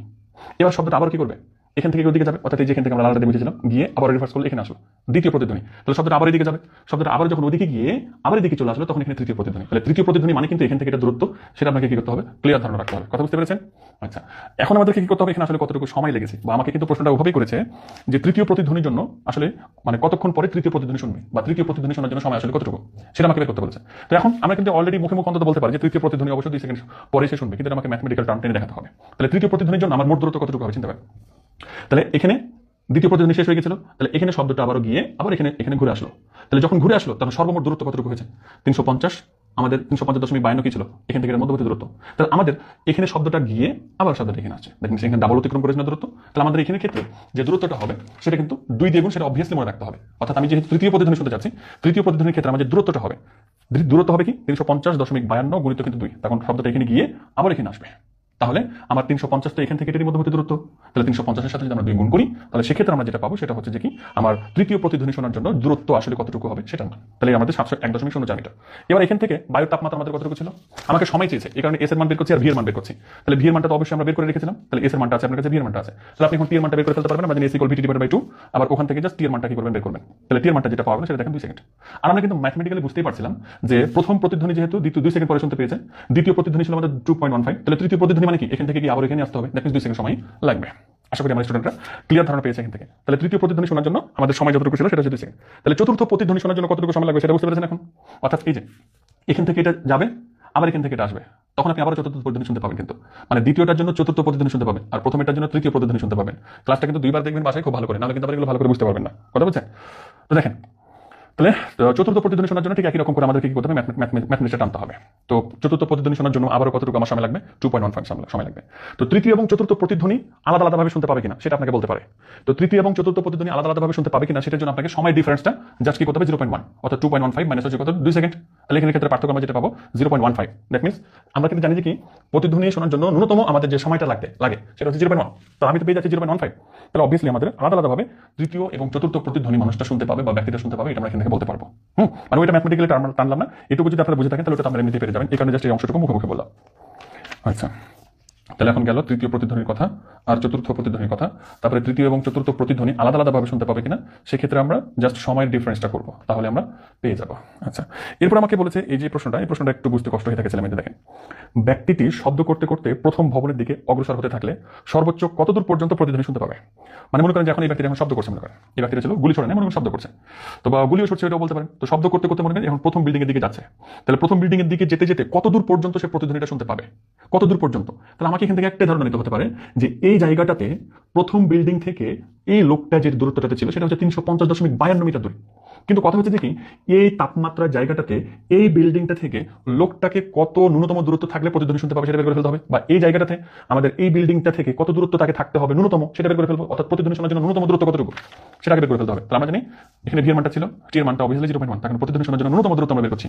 তাহলে এখানে ক্ষেত্রে জাস্ট ভিটি ডিভাইডেড বাই 2, তাহলে কি হবে 350.52 গুণিত হচ্ছে 0.1 ভাগে ছোট, তাহলে যেটা পাওয়া যাবে সেটা 17.526, 17.526। তাহলে এখান থেকে আমাদের যে এস এর মানটা পাওয়া যাবে 17.526 মিটার। অর্থাৎ এই বিল্ডিংটা থেকে যদি লোকটা 17.526 মিটার দূরে সামান্য থাকতো তাহলে সে প্রতিদিন শুনতে পারতো। কিন্তু লোকটা দেখেন 350.52 মিটার দূরে আছে, তাহলে সে আরো কতটুকু সামনে যেতে পারবে। তা আমাকে কি করতে হবে 350.52 থেকে এটা বাদ দিয়ে দিতে হবে, তাই না? তাহলে আমরা কি করবো, এই যে 350.52 মাইনাস হচ্ছে যে কত 17.526, আমাদের যেটা আসলে 332। মানে লোকটা যদি আরো 332 মিটার পর্যন্ত যায়, মানে 332 মিটার পর্যন্ত সে কি করতে পারবে, শব্দটা শুনতে পারবে। আর যখনই 332 মিটার অতিক্রম করতে যাবে তখনই আর সে প্রতিধ্বনি শুনতে পাবে না, কেননা এই বিল্ডিং থেকে ন্যূনতম শব্দ প্রতিধ্বনি শোনার দূরত্ব হচ্ছে যে 17.526। তাহলে মানে এই লোকটা 332 মিটার পর্যন্ত এখন কি করতে থাকবে, দৌড়াতে থাকবে মনে করেন, তারপরে সে প্রতিধ্বনি শুনতে পাবে, প্রত্যেকবারই শুনতে পাবে।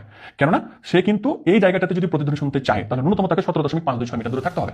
তাহলে সে কিন্তু অনেক দূরে আছে, 350.52 মিটার দূরে আছে, তাহলে কিন্তু দৌড়াচ্ছে শুনতে পাচ্ছে। আর যখনই ধরে নেন যে এই জায়গার যে দূরত্বটা সেটাই হচ্ছে আপনার 17.526, তাহলে যেখানে ধরে নিলাম 17.526, তাহলে এখানে লোকটা ছিল দৌড়াচ্ছে শুনতে পাচ্ছে, প্রতিধ্বনি শুনছে, এখনো শুনছে, বাট যখন এখানে চলে আসলো আর শুনতে পাবে না। বুঝতে পেরেছেন আশা করি। এভাবে আমাদেরকে এই অঙ্কগুলো কি করতে হবে, সমাধান করতে হবে। তো এই ছিল আমাদের এই পদার্থবিজ্ঞান সপ্তম অধ্যায়ের ধরন 4 নিয়ে কথা। আপনাদের এবার আমরা একটু জমে রাখবো, তারপরে কি কি সমস্যা আছে না আছে সেগুলো নিয়ে আপনারা আমার সাথে একটু শেয়ার করবেন, যাতে করে আপনাদের সমস্যাগুলো সমাধান দিতে পারি। তো সবাই ভালো থাকবেন, সুস্থ থাকবেন। আসসালামু আলাইকুম ওয়া রাহমাতুল্লাহ।